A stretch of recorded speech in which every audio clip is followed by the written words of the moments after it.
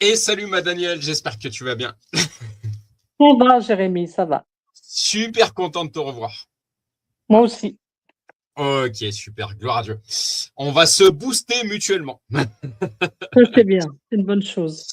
Je te laisse débuter par la prière. Christelle devrait arriver d'ici quelques secondes. Je lui ai demandé d'être ponctuelle. Donc, C'est je très t'en prie, bien. ma C'est très bien, ça, ouais. Bon, je fais la prière, hein. Yes, je t'en prie. Notre Dieu, notre Père, nous te rendons grâce et nous te bénissons et nous sommes en joie de te rencontrer ce soir. Et encore une fois, que tu sois au milieu de tous nos échanges et de tout ce que nous allons faire, dire et penser. Nous te remercions de t'appartenir. Nous te remercions pour tout ce que tu nous donnes, jour après jour. Nous en remettons à toi pour cette soirée, te demandant de nous guider et de nous guider vers toi seulement, que toutes nos pensées soient captives et dirigées vers ta seule personne. Nous sommes tellement heureux de t'appartenir. Nous t'adorons. Au nom du Seigneur Jésus. Amen. Amen, amen, amen. Eh bien, merci Seigneur pour cette connexion supplémentaire. C'est une grâce de retrouver ma Danielle, ma maman, comme je l'appelle. Il peut se passer 2 mois sans que tu sois là, ma Danielle. Tu restes une personne qui est dans mon cœur. Tu restes ma maman, entre guillemets. Je te demande, Seigneur Jésus, de la bénir d'une manière toute particulière, de l'accompagner là où elle a besoin d'être accompagnée. Voilà, de la fortifier, de vraiment être à ses côtés, vraiment que notre Daniel puisse ressentir ta présence, Seigneur Jésus, dans chacun des aspects de sa vie. Je place tous les aspects de sa vie qui sont compliqués, là où elle n'a pas forcément de solution. Ben, c'est toi qui prends le relais. Je te demande d'inonder notre Daniel par ta paix surnaturelle. Je place ce live entre tes mains, qu'il soit complètement, encore une fois, guidé par tes fruits de l'esprit, c'est-à-dire amour, partage, bonté, bénignité, douceur, tempérance, patience, etc., etc. Je place nos couples et nos familles entre tes mains. Dans le nom de Jésus, j'ai prié. Amen et Amen. Et ma chérie qui est là, je t'en prie, ma Amen. chérie, Amen. Bonjour la prière. Christiane. Bonjour. Vas-y, je t'en prie pour la prière, ma chérie. Seigneur Jésus-Christ, je te remercie pour ce live du mardi 11 août. Merci de nous avoir fait revenir Daniel et je prie fortement pour elle. Je te demande de la placer entre tes mains sous ta bénédiction, ta protection, Seigneur, dans tous les aspects de sa vie. Et là où c'est compliqué d'agir, je ne sais pas ce qu'il en est, et ben, c'est toi qui agis et toi seul, Seigneur, parce que tu es le maître de tout, le souverain sur tout, et tu peux tout, à toi rien n'est impossible. Je te remercie donc pour ce live. Je te demanderai, Seigneur, que ce soit un live qui soit rempli de ton amour, qui va d'ailleurs être le sujet. Et merci pour une nouvelle fois cette journée que tu nous as permis d'avoir, qui s'achève, comme toutes les autres qu'on a eues et comme toutes les prochaines que tu feras pour nous. Je te place également l'entièreté de notre famille euh, sous ta bénédiction, je cherchais le mot, ta bénédiction, Seigneur, en te demandant de les combler dans chacun des aspects de leur vie. Également.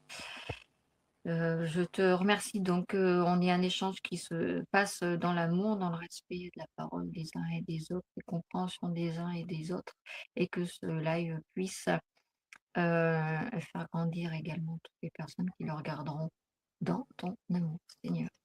Amen. Amen. Amen. Amen, amen. Ma chérie, je te laisse la sainte chronologie de réveil chrétien en Auvergne. Je t'en prie. Bien, et ben, je vais commencer par Daniel, du coup, et coucou Daniel. Coucou Bon, Christelle. j'espère que ça va bien mieux. Pendant ces semaines où tu n'étais pas là, est-ce que tu as expérimenté des choses? Est-ce que tu as quelque chose à nous faire partager en relation avec notre Seigneur, avec sa parole? Témoignage, quelque chose. J'ai l'impression qu'on a perdu notre Daniel. Ça a Donc, bugué. Ok, c'est pas grave. Je te laisse les aléas du direct. Donc, je te laisse prendre le relais, ma chérie. Est-ce que tu as un témoignage à nous apporter? Je t'en prie. Ben, le témoignage que j'ai à apporter, alors j'en ai deux petits, parce que ça va être un petit peu concentré, enfin, énorme ce qu'on va apporter aujourd'hui. Premier témoignage, j'ai une dame qui me parlait de ses plantes, Il me disait: «Oui, mais quand c'est toi qui m'as donné des conseils, tu étais, la dernière fois pour les plantes, parce qu'elles crevaient ces plantes». Je lui dis: «Oui, c'est moi, je t'avais dit de faire ça, ça, ça et puis tu vois, aujourd'hui, tu as plus une seule feuille qui crève et tout». Puis elle me dit: «Mais tu étais pas toute seule, il y avait quelqu'un avec toi?» et bah, je savais qu'il y avait personne, enfin, physiquement parlant, il y avait personne avec moi. Donc je lui ai dit: «Jésus avec moi», parce que Jésus, il est toujours avec moi et elle a rigolé et puis elle m'a dit: «Ah mais oui, c'est vrai, j'oublie pas là». Voilà, identification, d'enfant de Dieu et du coup, le deuxième petit témoignage et bah, c'est le retour là que tu m'as envoyé, mon cœur concernant, le descriptif de réveil, chrétien en Auvergne, où ça parle en fait, de la chaîne, qu'est-ce qu'elle apporte, qui c'est qui intervient. Voilà, je trouve que c'est un beau témoignage, de l'œuvre, que Dieu fait, par nous et pour les autres, parce qu'en fait, on se rend compte, là, comme tu disais, que ça prend de l'ampleur et que, ben, ça devient de plus en plus accessible également. Voilà, donc Amen. merci Seigneur. Amen, amen. Voilà Tout à fait. Tout à et fait. on C'est a une grâce. perdu Daniel. C'est une grâce pour toi, ma chérie, de voir que les algorithmes finalement te connaissent en tant que chrétienne et en tant que femme de pasteur. Oui, mais je dirais que c'est encore plus une grâce de savoir que finalement ton travail, quelque part, tu vois qu'en fait, il paye. Voilà. Amen. Le travail qui est fait tous les mardis, il paye. Tout à Voilà. fait. Et c'est le résultat. Et c'est bien parce que ça augure le fait que bah, ça va continuer de grimper. Voilà. Tout à fait. Tout à fait. Tout à fait. Effectivement. J'apporte mon témoignage donc, ma chérie. Eh ben, vas-y, apporte-le. On a perdu Daniel. Alors, j'aurai 2 CDG. Qu'est-ce qu'un CDG, ma chérie?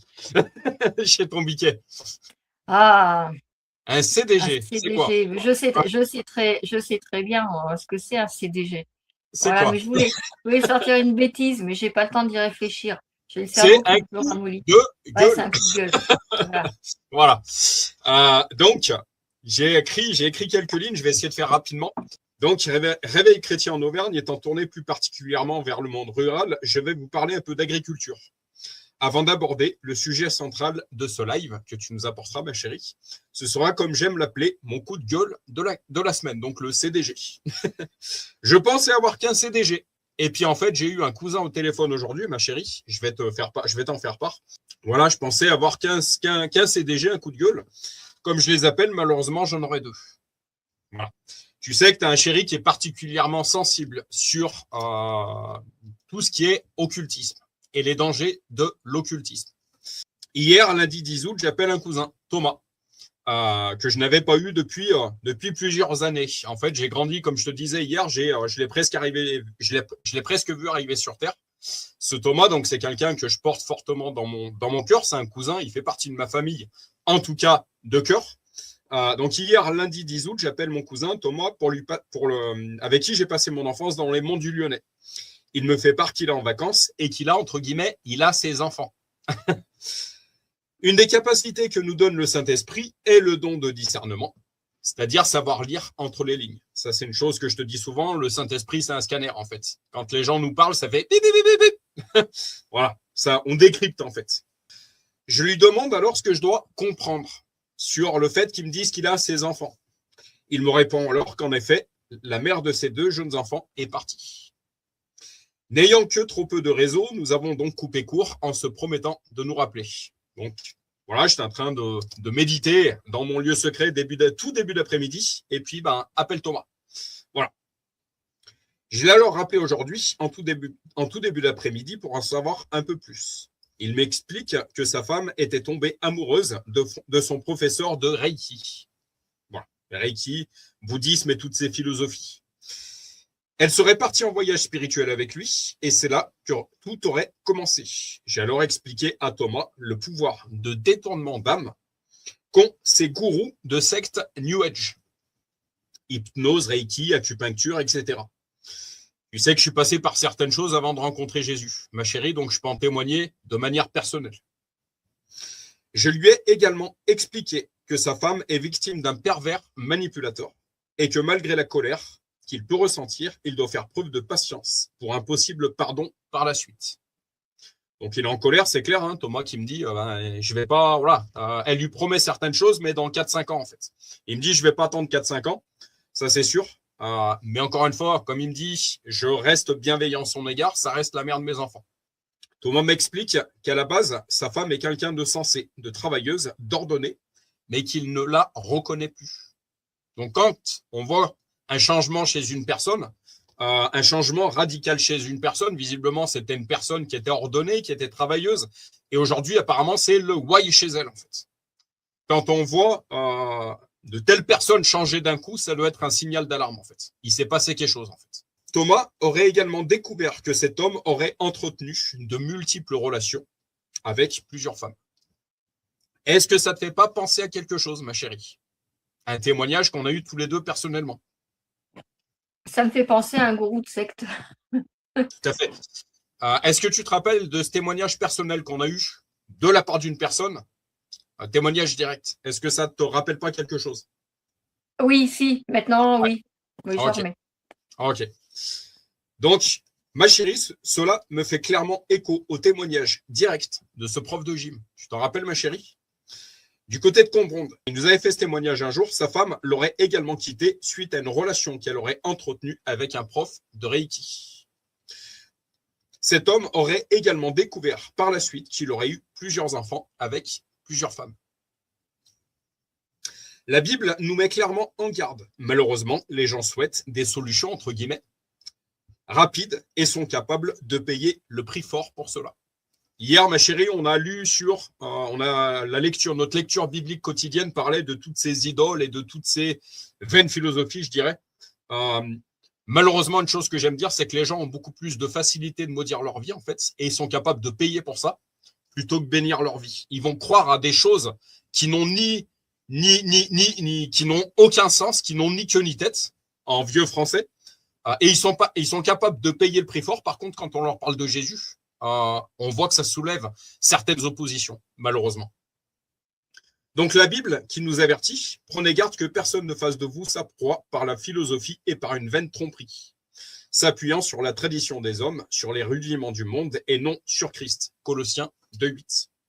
Satan lui-même se déguise en ange de lumière. 2 Corinthiens 11,14. Donc c'est clair, il y a des femmes, il y a des hommes qui sont magnifiques, c'est clair. Extérieurement, ils sont magnifiques. Mais quel est l'esprit qui habite cette personne? Encore une fois. Soyez sobres, veillez. Votre adversaire, le diable, rôde comme un lion rugissant, cherchant qui il dévorera. 1 Pierre 5,8. Ces témoignages directs nous prouvent une chose.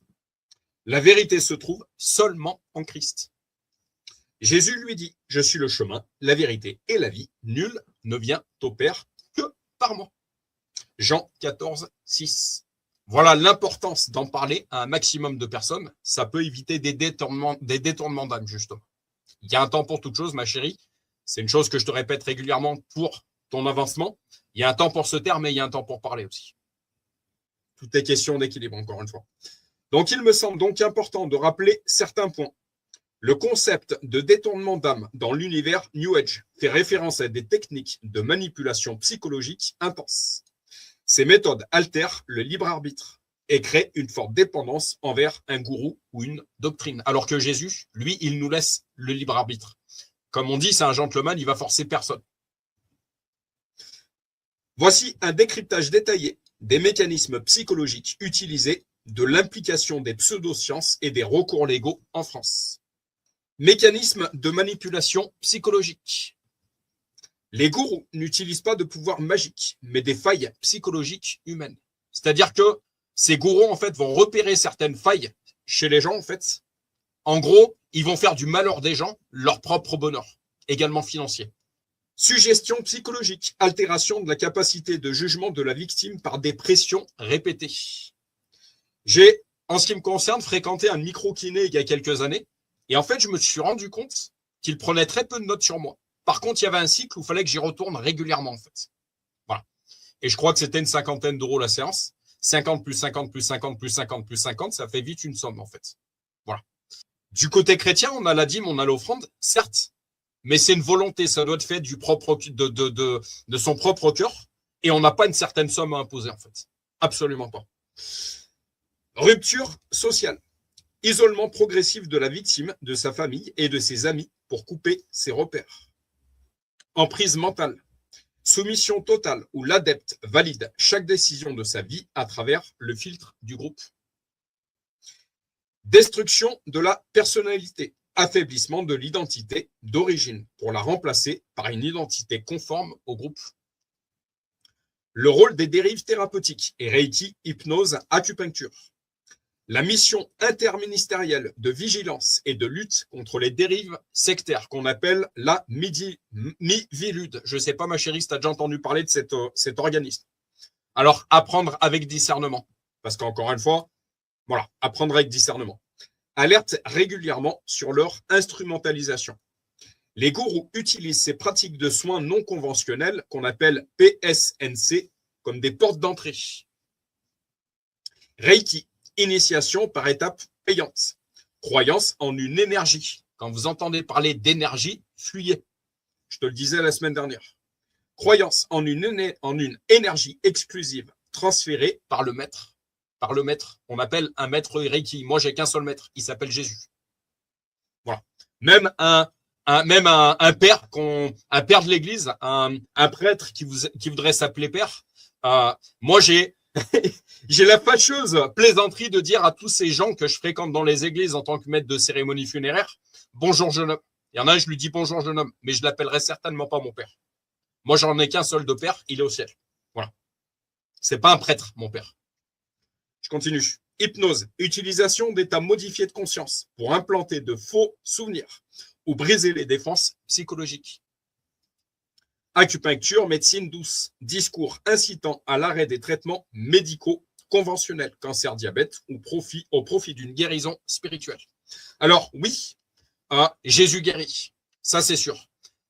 Mais encore une fois, je ne suis pas médecin, je ne prétends pas être médecin.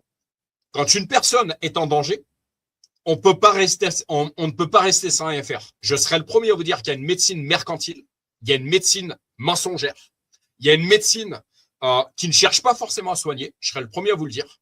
Par contre, moi qui connais un petit peu plus le milieu psychologique, psychiatrique, de par mon tracé de vie, de par mon cheminement, une personne qui est en danger, on ne peut pas la laisser sans rien faire. Ça, c'est clair.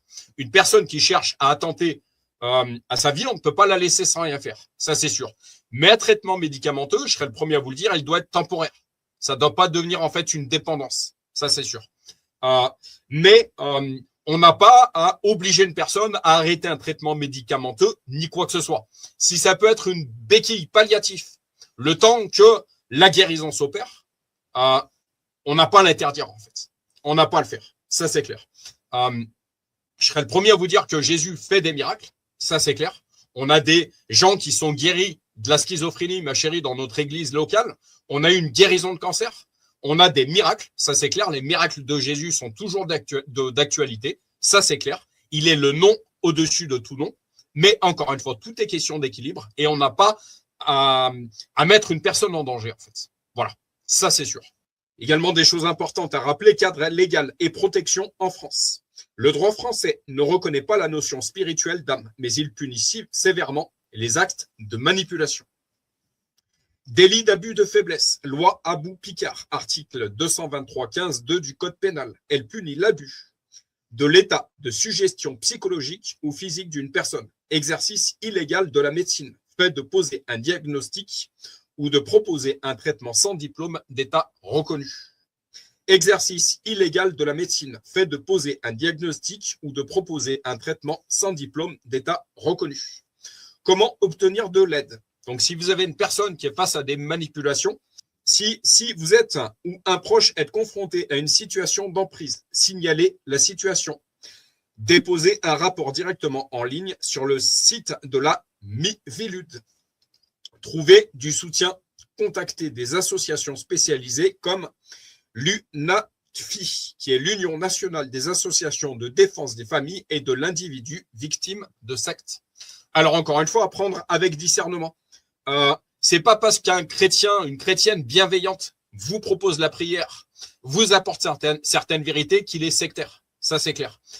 Moi, une chose que je dis souvent, comment discerner une secte? Une personne qui vous force la main, une personne qui vous force à faire quoi que ce soit, fuyez. Fuyez. Ça doit être un signal d'alarme. Par contre, un chrétien bienveillant, une chrétienne bienveillante, je te propose la prière. Voilà ce que j'ai vécu dans ma vie. Voilà, mais qui ne vous force pas, c'est une personne bienveillante. Mais une personne qui vous force la main, ça doit être un signal d'alarme. Voilà. Comment moi, de mon côté, je vous dirais comment discerner une secte. Une personne qui vous demande de l'argent également. Également, enfin encore une fois, dans le milieu chrétien, il y a ce qu'on appelle la dîme, il y a ce qu'on appelle l'offrande. Si de votre propre cœur, vous voulez participer, m'aider pour Réveil Chrétien en Auvergne, également financièrement, faites-le. Mais j'ai pas à vous imposer une somme. Et faites-le de bon cœur. Ça ne doit pas être une obligation. Ça, c'est clair. Une personne qui vous force la main, ça fera tant.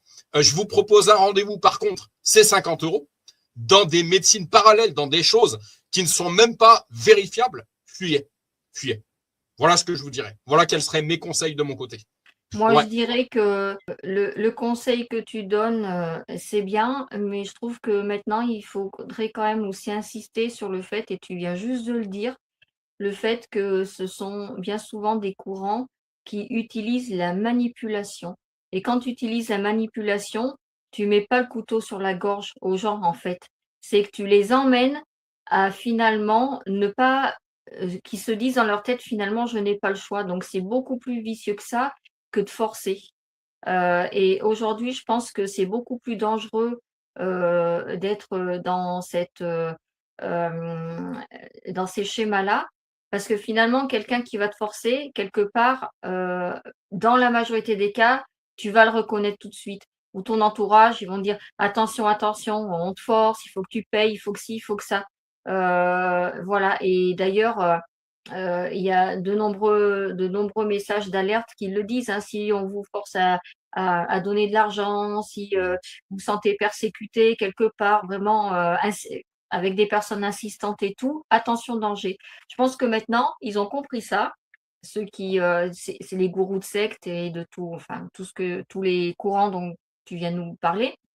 Ils ont compris ça, donc maintenant, ils utilisent beaucoup plus une méthode douce qui va emmener en fait à manipuler les pensées des gens pour que les personnes sentent qu'elles en ont besoin. Elles vont créer comme une espèce de vide, on en parlait, comme une espèce de vide qui va engendrer le fait d'un besoin.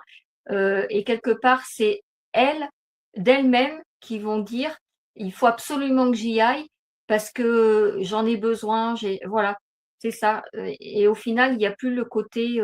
Alors, il y en a toujours qui forcent, hein, je dis pas le contraire, hein, mais je pense qu'il faut se méfier maintenant des détournements de pensée, des détournements d'esprit et de la façon dont une personne va travailler la conscience d'une autre pour l'emmener à ses fins.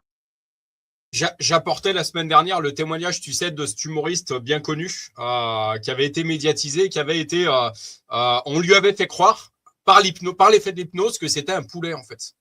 Ça montre bien une chose, ma chérie. Alors là, c'était de l'humour, mais une personne malveillante qui justement veut inscrire dans la personne, je dois y aller tous les 6 mois en fait, ou je dois laisser telle somme, ou je dois faire tel acte, ou les abus sexuels également. N'ayons pas peur d'en parler. Parce que malheureusement, comme me diraient d'autres personnes également, Satan, il a rien inventé de nouveau en fait. Il agit particulièrement par 2 choses. Adam et Ève, ils ont chuté par quoi, ma chérie? Le sexe et l'argent. C'est 2 choses qui ressortent quasiment tout le temps. Le sexe et l'argent. Voilà pourquoi on a des couples qui éclatent suite à certaines manipulations, suite à certaines pratiques. Voilà pourquoi on a également des familles qui éclatent. Par des fausses philosophies, par des choses qui ne sont absolument pas la vérité. L'argent, encore une fois, ces praticiens qui te demandent, enfin, ces praticiens, entre guillemets, qui te demandent régulièrement des sommes d'argent. Moi, comme je dis aux gens, si je prie pour toi, si je pose ma main sur ton épaule, que je prie pour toi, t'inquiète pas, je te demanderai ni ta carte vitale, ni ta carte bancaire. Voilà. Ce verset biblique, vous avez reçu gratuitement, donné gratuitement. Maintenant, il y a une différence. Si la personne, Jérémy, j'ai vu que tu as agi, je vois l'œuvre que tu fais avec Réveil Chrétien en Auvergne, je veux t'aider financièrement, alors je répondrai à la personne, donne selon ton cœur. Mais j'ai pas à t'imposer une somme, en fait. J'ai pas à te donner un chiffre, en fait. Voilà. Voilà ce que je voudrais dire par rapport à ça. Attention, Vas-y, je t'en prie. et je vais finir également. Attention aussi aux gens qui sont très… alors c'est dommage pour ceux qui viennent avec une bienveillance vraie, mais attention aussi aux gens des fois qui se révèlent beaucoup trop gentils, et attention aux personnes qui veulent écarter en fait l'entourage. Là aussi, là c'est une alerte. Si tu rentres dans ce système-là où on commence à te dire attention, ta famille c'est dangereux, attention, il faut plus fréquenter ci, il faut, ou peut-être de façon beaucoup plus douce qu'ils apportent les choses, je sais pas. Mais on se rend compte que bien souvent, en fait, dans les sectes, la personne finalement, à la fin, elle se trouve dans un statut de personne isolée, et au final, elle n'a pas d'autre choix finalement que de se tourner vers cette secte qui va l'accueillir les bras ouverts. Donc faire attention à ces personnes-là qui veulent isoler les autres de leurs connaissances, de leurs amis, de leur famille. Ça aussi, Après, c'est une alerte. Après, une chose par rapport au point que tu viens de soulever, c'est une chose que je dis souvent, en fait, quand tu es véritablement chrétien né de nouveau, en fait, tu peux plus fréquenter les mêmes personnes. Il y a un tri qui s'opère. Enfin, ça fait partie du processus. Quand tu es né de nouveau, tu peux plus fréquenter les personnes qui sont dans le péché, qui sont dans l'adultère, qui sont dans la fornication, qui sont dans l'alcool, qui sont dans la drogue ou quoi que ce soit. Ça veut pas dire que tu dois pas aider ces personnes, mais tu n'as plus les mêmes fréquentations. Tu peux pas être dans le monde et avec Dieu, c'est pas possible. Voilà. Maintenant, encore une fois, tout est question d'équilibre. Ça, c'est clair. C'est pas parce que tu es chrétien né de nouveau. Jésus mangeait avec les personnes de mauvaise famille. Encore une fois, ce verset biblique, c'est pas ceux qui vont bien qui ont besoin de médecins. C'est ceux qui vont mal, en fait. Si on va pas au contact, alors faut être vraiment assis en Christ pour fréquenter certains lieux de péché et pour pouvoir agir en tant que disciple dans certains milieux. Faut vraiment être assis en Christ. Et quand on s'en sent pas les capacités, moi je sais qu'il y a des lieux, je vais pas les fréquenter parce que je sais que je suis faible sur certaines choses. Mais voilà, c'est ceux qui vont mal qui ont besoin de médecins, ça c'est clair. Mais oui, je suis d'accord avec toi quand il y a des isolements, quand on a eu dans les médias, on a eu fait d'actualité, ma chérie, des familles, des gens qui ont été découverts après des années d'isolement. Mais là c'est grave, c'est super grave quoi. Également des zones géographiques où on peut pas y aller, ou ouais, je suis d'accord avec toi. Tout est question d'équilibre, encore une fois.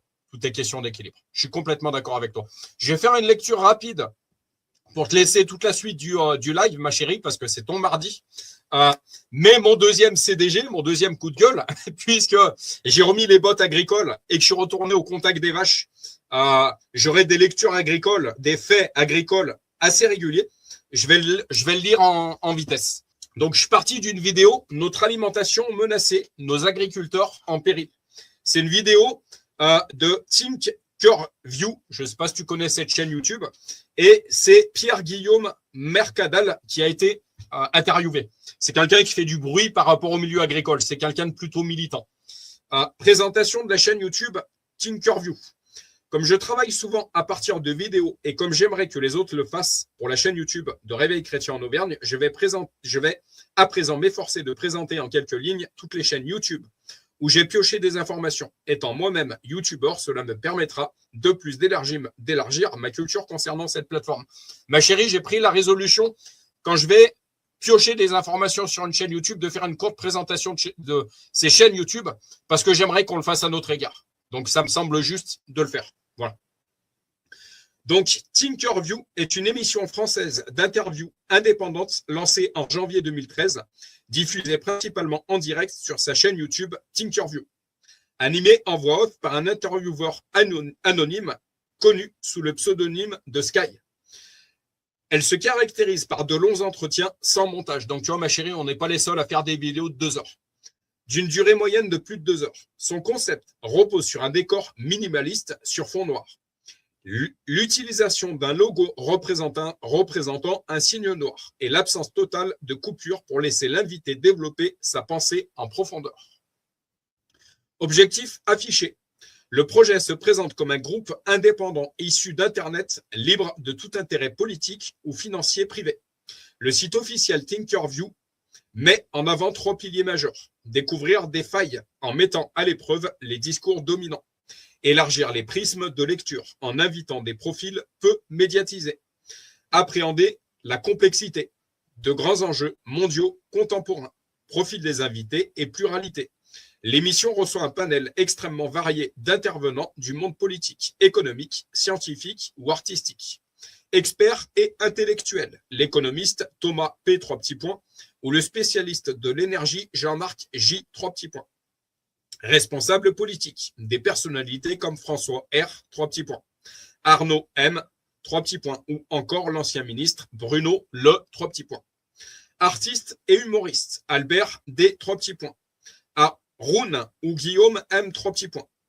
Figure de droite et d'extrême droite, Éric Z. Marion M.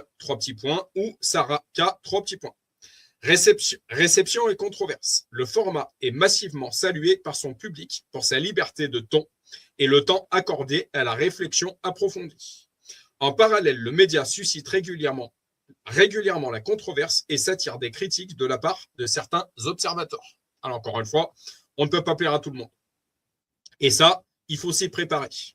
Il lui est notamment reproché de manquer de contradictions journalistiques face à des propos radicaux ou d'ouvrir son micro à des figures issues des sphères complotistes ou de l'extrême droite sans recadrage suffisant. Le fonctionnement de l'émission repose en grande partie sur l'indépendance financière soutenue par le financement participatif des auditeurs sur la plateforme Thinkerview Tipeee.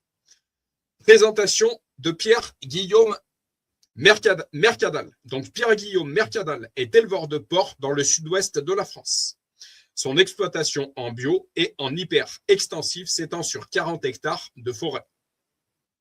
Il élève une centaine de cochons avec pour objectif d'atteindre 150 têtes en 2 ans, contre moins de 6 mois dans un élevage conventionnel. Un rythme lent qui lui permet de transformer un cochon par semaine pour un chiffre d'affaires d'environ 100 000 € par an, pour un revenu mensuel de 1 000 à 2 000 €. Dans un contexte marqué par la propagande médiatique, la désinformation et les tensions politiques, il est essentiel d'aborder toute figure publique avec discernement. Dans toutes les informations, il est important aujourd'hui de faire preuve de discernement et de savoir lire entre les lignes, parce qu'on est dans une guerre médiatique. Pierre-Guillaume Mercadal s'est imposé comme une voix médiatique et syndicale de l'aile radicale du monde agricole en France, souvent associée à la mouvance nationaliste. Exploitation agricole et épreuves personnelles. Installé en Occitanie, il gère la marque La Ferme des Cochons Laineux, spécialisée dans la charcuterie traditionnelle. En 2024, il a subi une lourde perte. La quasi-totalité de son cheptel de 103 porcs laineux a dû être abattue suite à une maladie. Il a alors lancé une cagnotte en ligne qui a récolté près de 500 000 €, dont une partie a été dédiée à la création de l'association Sésame, visant à soutenir les agriculteurs en difficulté. Engagement syndical et politique, figure de proue de la coordination rurale dans le Tarn-et-Garonne. Il incarnerait un syndicalisme offensif. Il aurait publiquement soutenu Éric Z. Vous saurez situé lors de la dernière élection présidentielle et l'a reçu sur son exploitation. Actif dans les mobilisations agricoles, il intervient régulièrement sur des plateaux médiatiques comme Sud Radio, CNews ou Thinkerview. Action coup de poing et condamnation judiciaire. Son activisme se serait parfois traduit par des actions spectaculaires, comme le dépôt d'un cadavre de cochon devant la mairie de Montjoly. Donc j'ai apporté une information, j'ai apporté mon point de vue. Ce qui à mon goût n'est pas l'acte le plus intelligent. Ça c'est clair. Il faut faire preuve de sagesse. Si on veut agir, agissons de manière sage. Il y a plein d'autres manières de faire. Il serait également apparu dans une vidéo polémique aux côtés du vidéaste Papacito, simulant l'enlèvement du maire de cette commune. Encore une fois, donc mon point de vue à moi, encore une fois, c'est pour moi absolument pas un acte intelligent. En fait, pourquoi j'ai voulu faire part de ces... J'ai écouté cette vidéo de plus de 2 heures pendant mes trajets, ma chérie, j'optimise mon temps. Parce qu'il a des points de vue qui, par contre, selon moi, pour la défense des agriculteurs, sont intéressants. Ces faits lui auraient valu une condamnation par le tribunal correctionnel de Montauban à 1 an de prison, dont une partie ferme pour outrage et harcèlement. Fin 2025, ses propos appelant à la radicalité aurait évoqué une guerre contre l'État et le fait de suggérer de cibler les radars aurait suscité de vives réactions. Alors là-dessus, je ne suis absolument pas d'accord non plus. Encore une fois, au vu du nombre de délinquants, donc ça c'est mon point de vue, hein, et tu connais ma colère contre ces délinquants qui sont sur la route, ma chérie. Un jour, tu m'as dit, oh, arrête de crier, mais ça m'énerve. Encore une fois, au vu du nombre de délinquants sur la route, je ne trouve pas que s'en prendre à des radars soit une bonne idée. Je n'ai jamais été pour une répression à outrance, mais je dirais, en ce qui me concerne, qu'il n'y a pas assez de radars et qu'on ne voit pas assez les forces de l'ordre sur la route.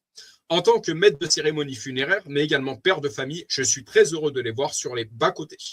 C'est pour moi une mission plus que nécessaire. Donc je souhaite, moi, Jérémy, insister sur un point essentiel. Ce n'est pas dans la violence, je répète, ce n'est pas dans la violence que nous parviendrons à quoi que ce soit. On a également un évangile qui nous demande, ma chérie, de respecter les autorités. Je crois profondément en une solidarité populaire, c'est-à-dire une entraide concrète, horizontale et collective, organisée directement par et pour les citoyens, en dehors ou en complément de l'action de l'État. En ce qui me concerne, mon point de vue, je te dirais aujourd'hui, ma chérie, que je suis apolitique. Parce que pour moi, ils sont tous à mettre dans le même bateau. Pour moi, aujourd'hui, tous les partis politiques nous font croire dans les médias qu'ils se tirent dessus. Mais ce qui se passe dans les coulisses, j'aimerais bien le voir. Voilà. Je prendrai position en ce qui concerne ce point de vue-là. Je continue. Contrairement à la charité descendante ou à l'aide humanitaire traditionnelle, cette solidarité repose sur des principes d'égalité, de justice sociale et de reprise de pouvoir sur sa propre vie. Donc des principes qui sont clairement bibliques. Je défends également une désobéissance civile pacifiste. Je répète, pacifiste. Définie comme le refus conscient, public, collectif et non violent. Je répète, non violent. D'obéir à une loi, un règlement ou un pouvoir politique jugé profondément injuste ou illégitime. L'objectif de cette forme d'action directe est d'interpeller l'opinion publique et de contraindre les dirigeants à modifier la législation en vigueur. Les 5 piliers fondamentaux de la désobéissance civile. L'action consciente. L'infraction est délibérée, réfléchie et motivée par des principes moraux ou éthiques supérieurs. Une chose que j'aime bien dire, ma chérie, au jour d'aujourd'hui, pour moi, la loi divine, la loi biblique est supérieure à celle de ce monde. Si la loi de ce monde est d'accord avec la loi biblique, alors je vais la suivre. Si une loi de ce monde, par contre, n'est pas en accord avec la loi biblique, alors j'agirai je rentrerai dans une certaine désobéissance civile pacifique. Et pour moi, le plus grand acte révolutionnaire, c'est pas de casser, c'est pas d'insulter, c'est tout simplement, et dans l'amour, de dire non. Je ne participerai pas à ce genre de choses. Et il n'y a pas besoin de rentrer dans la colère, il n'y a pas besoin de casser pour ça, il y a juste besoin de dire non, je ne suis pas d'accord. Voilà. La deuxième caractéristique, donc, c'est le caractère public. L'acte est revendiqué ouvertement face aux autorités afin de maximiser sa visibilité médiatique. Également, si on veut rentrer dans une désobéissance civile pacifique, il faut avoir du courage d'assumer ses opinions. Des choses que je dis régulièrement à beaucoup de personnes aujourd'hui, je dis haut, ce que beaucoup pensent bas, mais n'ont pas le courage de dire. Aujourd'hui, j'ai le courage de le dire. J'ai une chaîne YouTube qui aujourd'hui s'appelle Réveil chrétien en Auvergne. Pourquoi Réveil? Parce que, comme je te dis bien souvent, j'ai du mal avec ceux qui pioncent. Alors, je me dois d'avoir le courage de prendre certaines positions également. Non-violence absolue. Le mouvement rejette toute force physique susceptible de blesser autrui ou de causer des dommages graves. Encore une fois, ce n'est pas en blessant quelqu'un qu'on fera quoi que ce soit. Toute créature est du créateur. Toucher à une créature, faire du mal à une créature, c'est faire du mal au créateur. Acceptation des sanctions. Les militants assument pleinement les risques juridiques et les peines encourues afin de prouver leur intégrité. On a Joseph qui a été traîné en prison. À partir du moment qu'on est dans la vérité de Dieu, à partir du moment qu'on est dans les principes bibliques, on n'a rien à craindre. Voilà. Et il faut savoir prendre position. Parce que N'oublions pas que derrière nous, on a des enfants également. Quel monde on va leur laisser? Et moi, j'ai du mal avec ces gens qui, ah, mais on peut rien faire, etc. Ah, mais c'est comme ça. Et moi, aujourd'hui, je leur réponds, mais ça devrait pas être comme ça, en fait. Voilà, tout est question d'équilibre. Dire non, l'acte révolutionnaire par excellence. Je répète, dire non, l'acte révolutionnaire par excellence. Comme j'aime le rappeler, dire non est le plus grand acte révolutionnaire. Il n'y a pas besoin de casser ni d'insulter pour cela. Je dirais que même insulter, même, c'est contre-productif en fait. C'est contre-productif. Il suffit de manière totalement pacifiste de ne plus approuver ni participer à un système qui ne correspond plus à nos valeurs profondes. En tant que chrétien, je considère que la loi divine éternelle est supérieure à celle de ce monde temporaire. Dire non est l'acte fondateur de la liberté, de la dignité et de la révolte face à l'oppression. Cette affirmation résonne à travers l'histoire, la philosophie et la littérature comme le point de départ de toute transformation majeure, qu'elle soit collective ou individuelle. Pour les agriculteurs, en fait, nous consommateurs, il suffit d'arrêter de valider certaines pratiques capitalistes, je dirais, et d'aller consommer chez son producteur, en fait. Eh ben, ça ferait déjà beaucoup de choses. Albert Camus et la philosophie de la révolte. Dans son essai « L'homme révolté », Albert Camus théorise cette idée avec une clarté remarquable. Définition du révolté, un homme qui dit non. Sens du refus. Dire non, c'est poser une limite à ne pas franchir. Transition. Le refus individuel. Ceci a duré trop longtemps, se transforme en valeur collective. Nous sommes. Comme j'aime le dire aujourd'hui, le peuple, c'est 90%. Ceux qui sont en haut, c'est 10%. Alors si on est solidaire, il n'y en a pas pour longtemps. Et de manière, encore une fois, totalement pacifiste et intelligente d'agir. Lutte contre le mensonge. Refuser le mensonge institutionnel est le premier pas vers la liberté. Et je dirais qu'il y a de quoi faire aujourd'hui. Pourquoi dire non est un acte révolutionnaire. Dans un monde qui pousse constamment au conformisme, à l'obéissance ou à la surconsommation, le mot non possède une puissance unique. Rupture du consentement, il stoppe l'engrenage de la soumission volontaire. Réappropriation de soi, il permet de poser des limites claires et de préserver, oui, sa santé mentale. Résistance systémique à l'ère numérique. Dire non à la marchandisation de nos données est un acte de souveraineté politique. Courage de la vérité. Je voudrais citer Jean 8,32 qui m'a amené à devenir chrétien. Vous connaîtrez la vérité vous affranchira. Courage de la vérité. S'opposer au consensus lorsqu'il est injuste demande une force morale supérieure à celle nécessaire pour suivre la foule. Et je dirais demande de la foi également. Là où il y a l'esprit, il y a la liberté. Patriotisme, nationalisme et racisme. Clarifier les termes, ça c'est une chose qui m'agace également et sur lequel j'ai besoin de clarifier certaines choses. En tant que chrétien, nous savons que toute créature vient du Créateur. Le racisme n'existe donc tout simplement pas chez nous. Une créature, un être humain, qu'il soit black, qu'il soit beurre, qu'il soit blanc, qu'il soit jaune, qu'il soit bleu, qu'il soit vert, est une créature, donc est du Créateur. Le mot racisme n'existe pas chez moi. Et ne doit pas exister chez toute chrétienne, chez tout chrétien. Ça, c'est clair. Clin d'œil à mon frérot du côté de Lyon. Pourtant, il suffit aujourd'hui de dire que l'on aime son pays ou que l'on est patriote pour se faire taxer de raciste. Par contre, tout est question d'équilibre.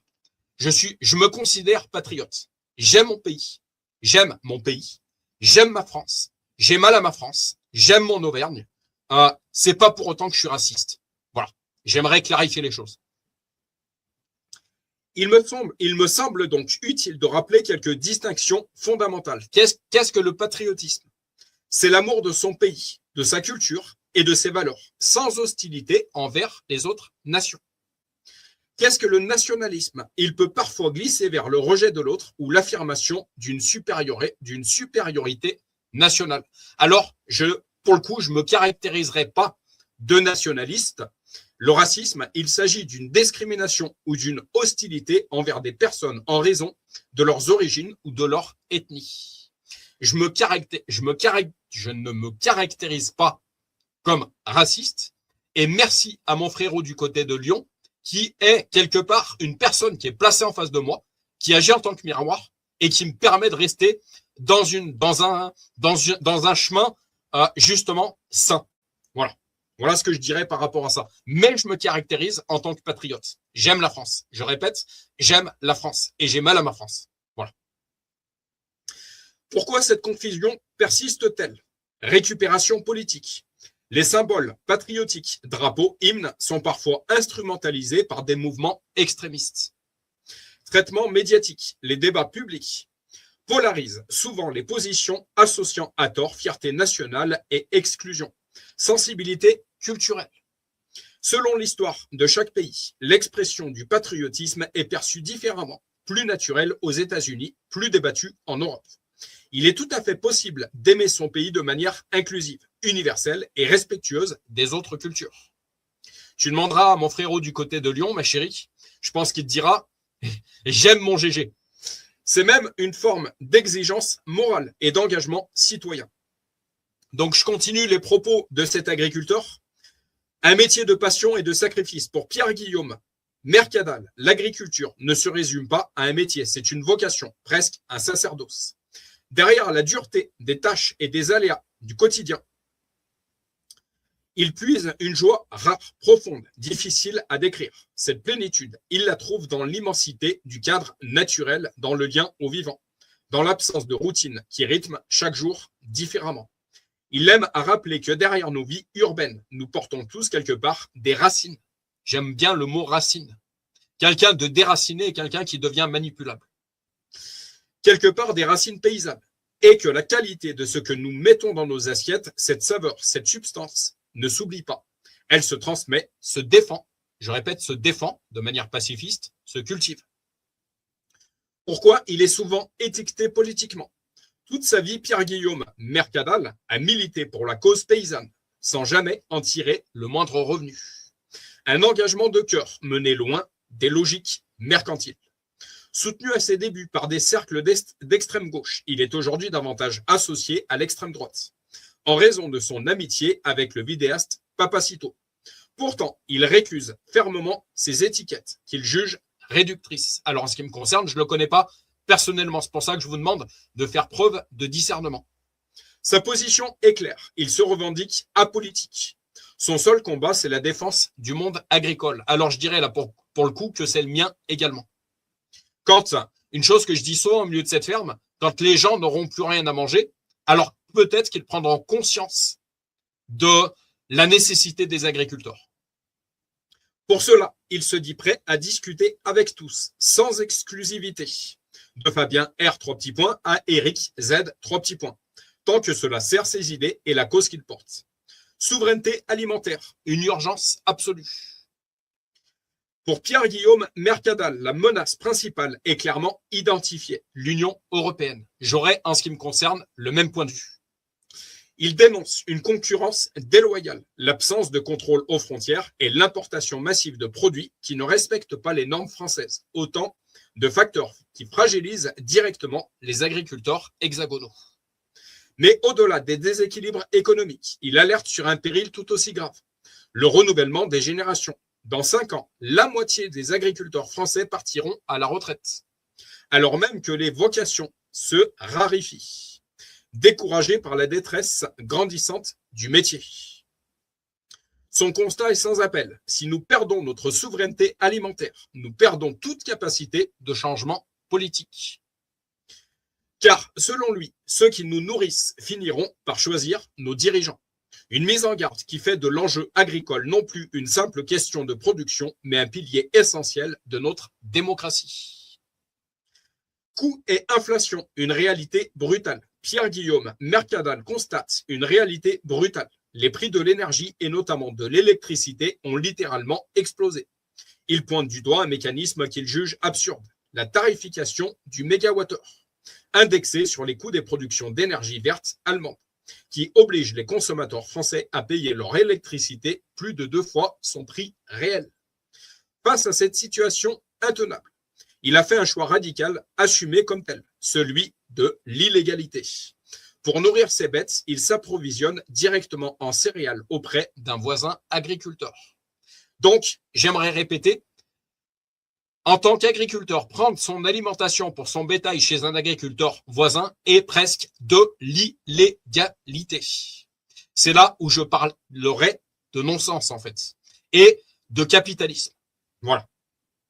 Avec un prix fixé contractuellement sur 5 ans.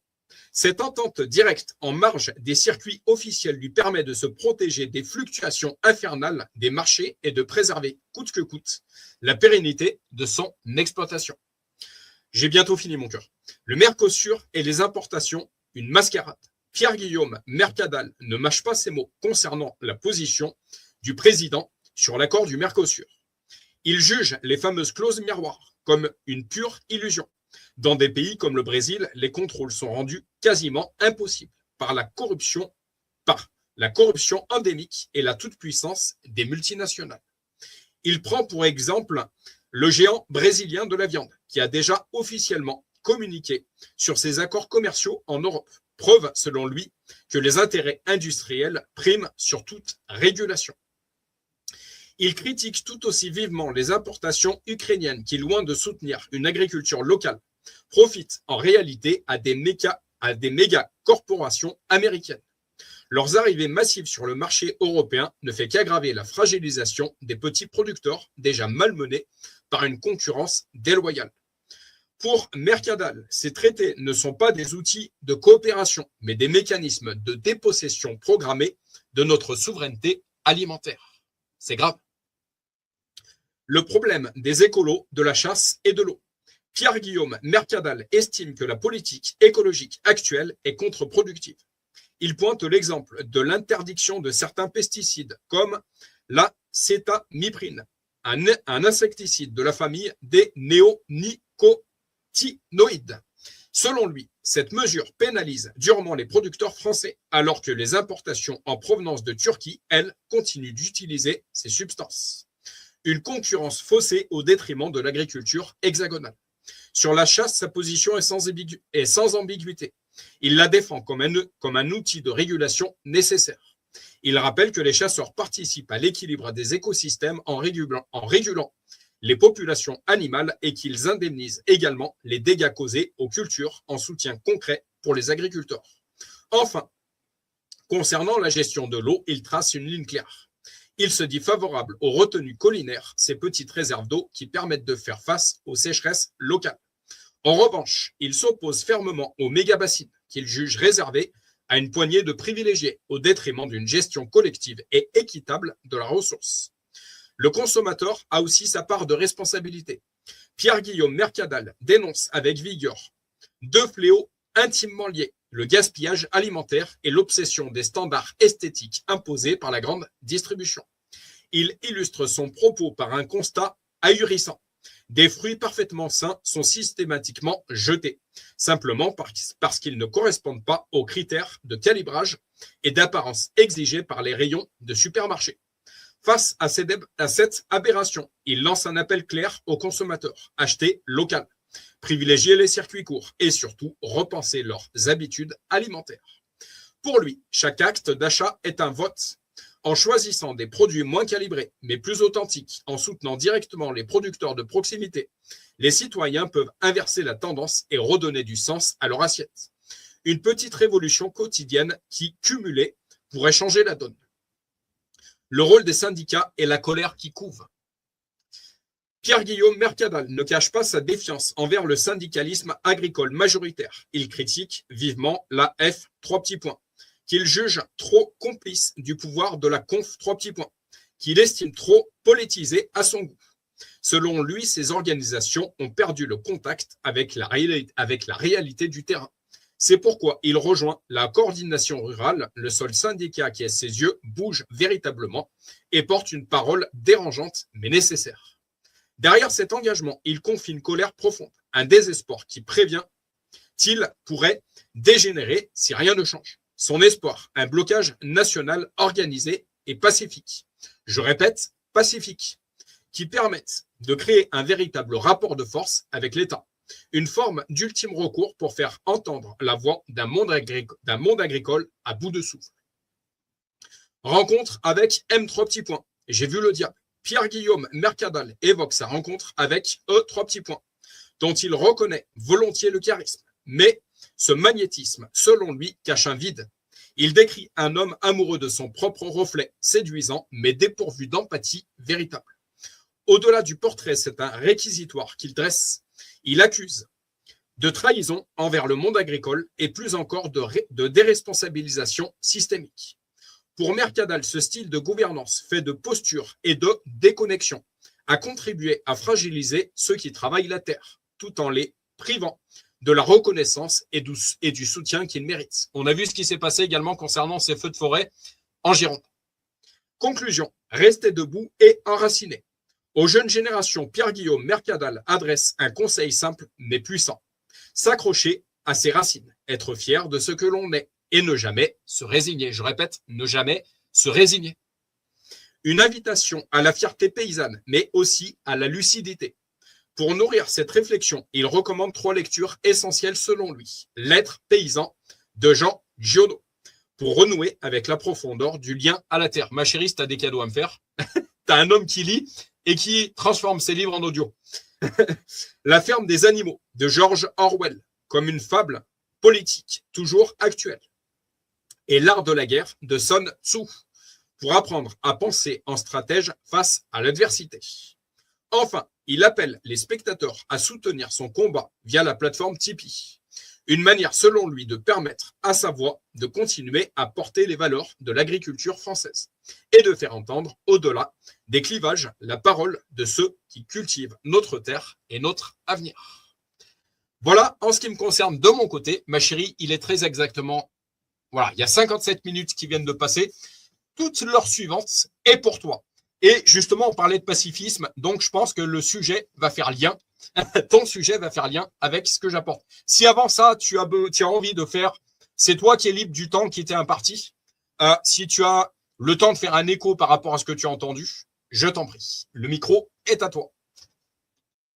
Eh ben, j'ai entendu plein de choses. Après, moi, une chose que je vais essentiellement retenir, c'est que il serait vraiment temps de revenir à une agriculture raisonnée, raisonnable et de proximité. C'est clair que le capitalisme, là, encore une fois, il a tué beaucoup de choses. Autrefois, enfin, dans les fermes, on s'entraidait, c'était pas illégal, aujourd'hui, c'est illégal. Voilà, mais il y a quand même un facteur qui est primordial pour tout ça, et c'est qu'il serait grand temps, ça commence, mais il faudrait que ça se développe de plus en plus, c'est que le consommateur sache ce qu'il veut aussi. Toutes ces lois qui sont pondues, en fait, tout ça, c'est pour répondre à une demande.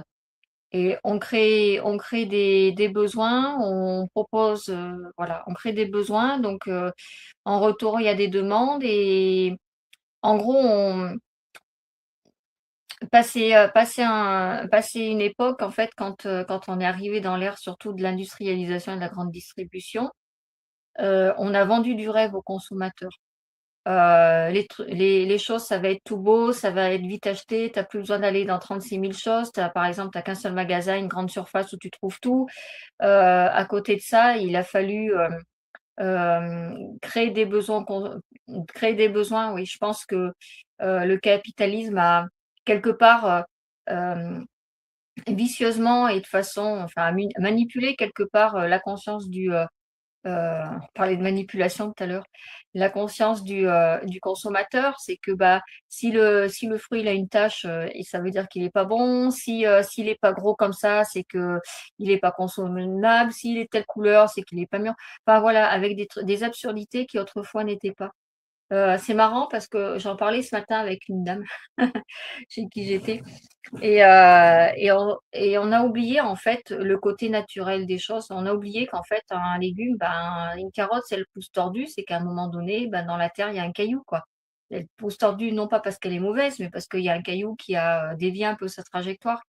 Et, euh, et je trouve que ça a été poussé finalement au ridicule que de pousser le consommateur à avoir une consommation de choses nettes, lisses, et qui malheureusement est devenue sans goût, avec des couleurs trop vives, sans odeur aussi. On crée les odeurs. Par contre, moi, quand j'ai fait la formation avant de rentrer en grande distribution, on m'expliquait qu'il y a des personnes attitrées et qui étudient ça dans les rayons, par exemple, de fruits et de légumes. C'est à te balancer des odeurs de fruits et de légumes pour dire: ces fraises, elles sentent bon, alors je vais en acheter parce qu'elles sentent bon». Alors qu'en fait, ce sont des odeurs qui sont balancées. Voilà. C'est, aujourd'hui, le fruit, le légume, je parle de ça parce que tu parlais d'agriculture, mais on peut parler aussi pour la viande, on peut parler pour, les diverses, formes d'agriculture. Ben, en fait, c'est une image. Faut que ce soit beau. Si c'est beau, bah, c'est consommable. Voilà. Et ça, c'est bien dommage. Donc je pense qu'il faudrait vraiment que le consommateur prenne, vraiment conscience. Il y en a qui commencent à prendre conscience, mais vraiment conscience que ce qu'on leur a poussé à consommer finalement et la façon dont on a poussé leur consommation, c'était du grand n'importe quoi et qu'il faut revenir, à des choses de terroir. Il faut revenir aller chercher, même faire il y en a beaucoup, hein. Je te parlais de Saint-Flory il y a pas longtemps, des cueillettes. Voilà, tu payes, tu cueilles ce que tu veux et puis quand tu sors, avec ton panier, tu payes tes fruits, tes légumes au poids. Mais vraiment à revenir à ça parce qu'au final, heu, au final, c'est comme ça que l'homme a toujours cultivé, donc c'est revenir à ça. Il faut vraiment, en fait, qu'il y ait un changement complet des modes de consommation. Les circuits courts, voilà. Là, c'est là où on se rend compte une nouvelle fois l'industrialisation, donc le capitalisme et puis, bah, la grande ère des grandes surfaces, ça a vraiment fait du mal. En plus on a proposé les personnes ont tellement été détournées finalement de leurs belles et bonnes références d'antan, que maintenant on leur propose de la merde à manger, et rehaussée de je sais pas combien d'exhausteurs de goût et cetera et beh, ils préfèrent manger ça que d'aller, je sais pas, manger une fraise des bois. Une fraise des bois, bah, c'est un poison. Bah non, en fait, c'est super bon, quoi, c'est ça le meilleur. Voilà. Faut vraiment que la consommation change, que les consommateurs demandent autre chose. Je pense qu'ils ont vraiment leur rôle à jouer là-dedans et que l'agriculture ira beaucoup mieux également si la consommation et la façon de faire des consommateurs changent. C'est déjà la pièce maîtresse parce qu'au final, c'est qui tient les rênes? Tu parlais tout à l'heure de 90 de population contre 10. En fait, on en revient au même, hein, c'est le consommateur qui, au final, doit et devrait avoir le dernier mot et non pas les autres acteurs.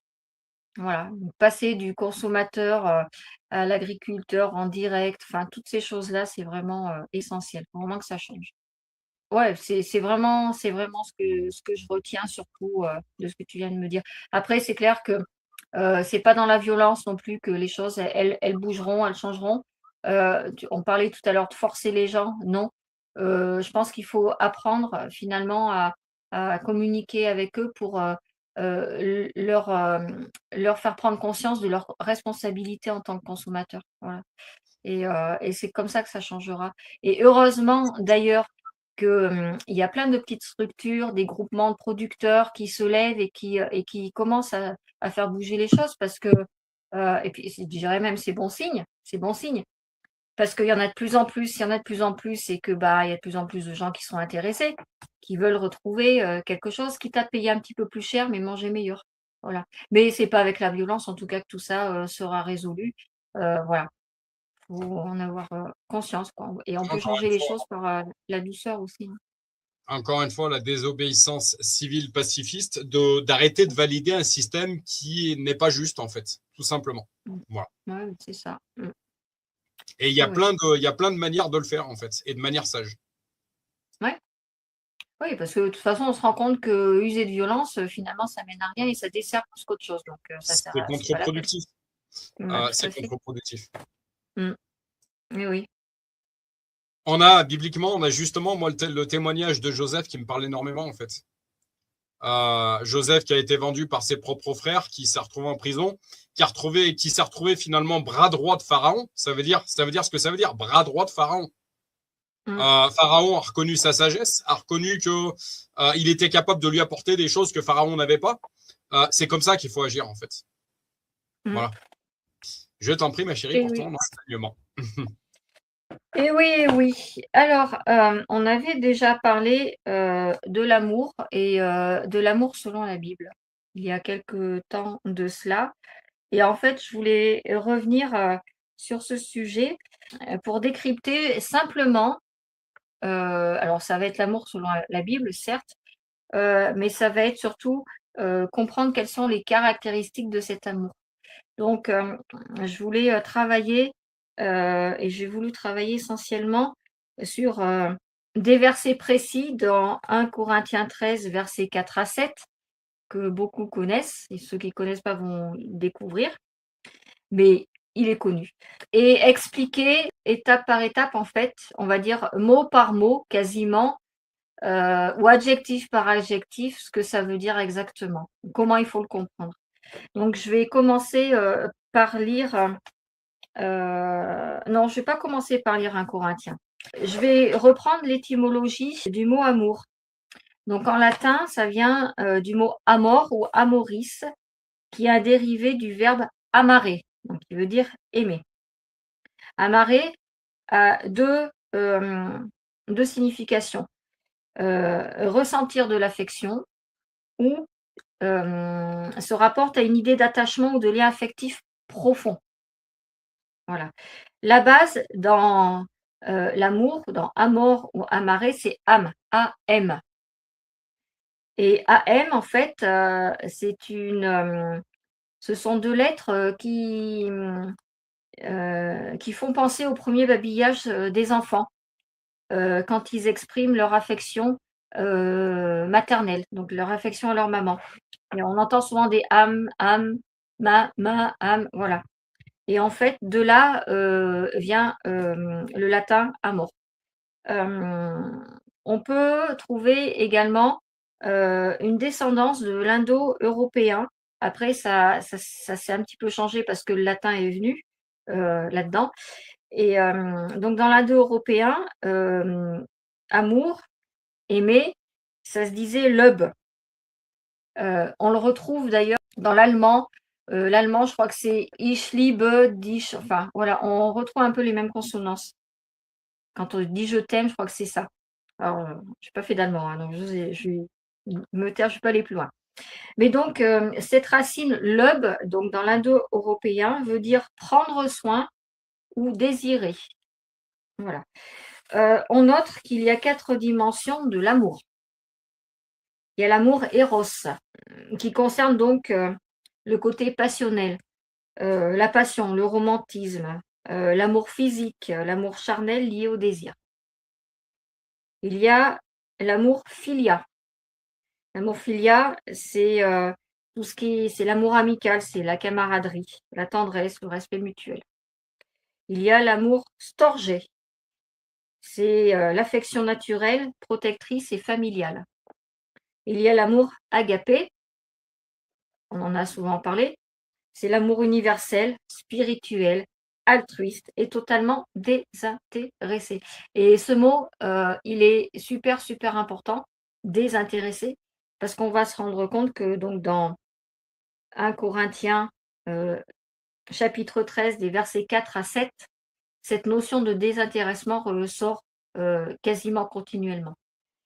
Alors, je reprends du coup la lecture de ce verset. Donc 1 Corinthiens 13, enfin de ces versets, puisqu'il y en a 3 au total, des versets 4 à 7. L'amour est patient, il est plein de bonté, il n'est pas envieux, il ne cherche pas à se faire valoir, il ne s'enfle pas d'orgueil, il ne fait rien d'inconvenant, il ne cherche pas son propre intérêt, il ne s'aigrit pas contre les autres, il ne trame pas le mal. L'injustice l'attriste, la vérité le réjouit.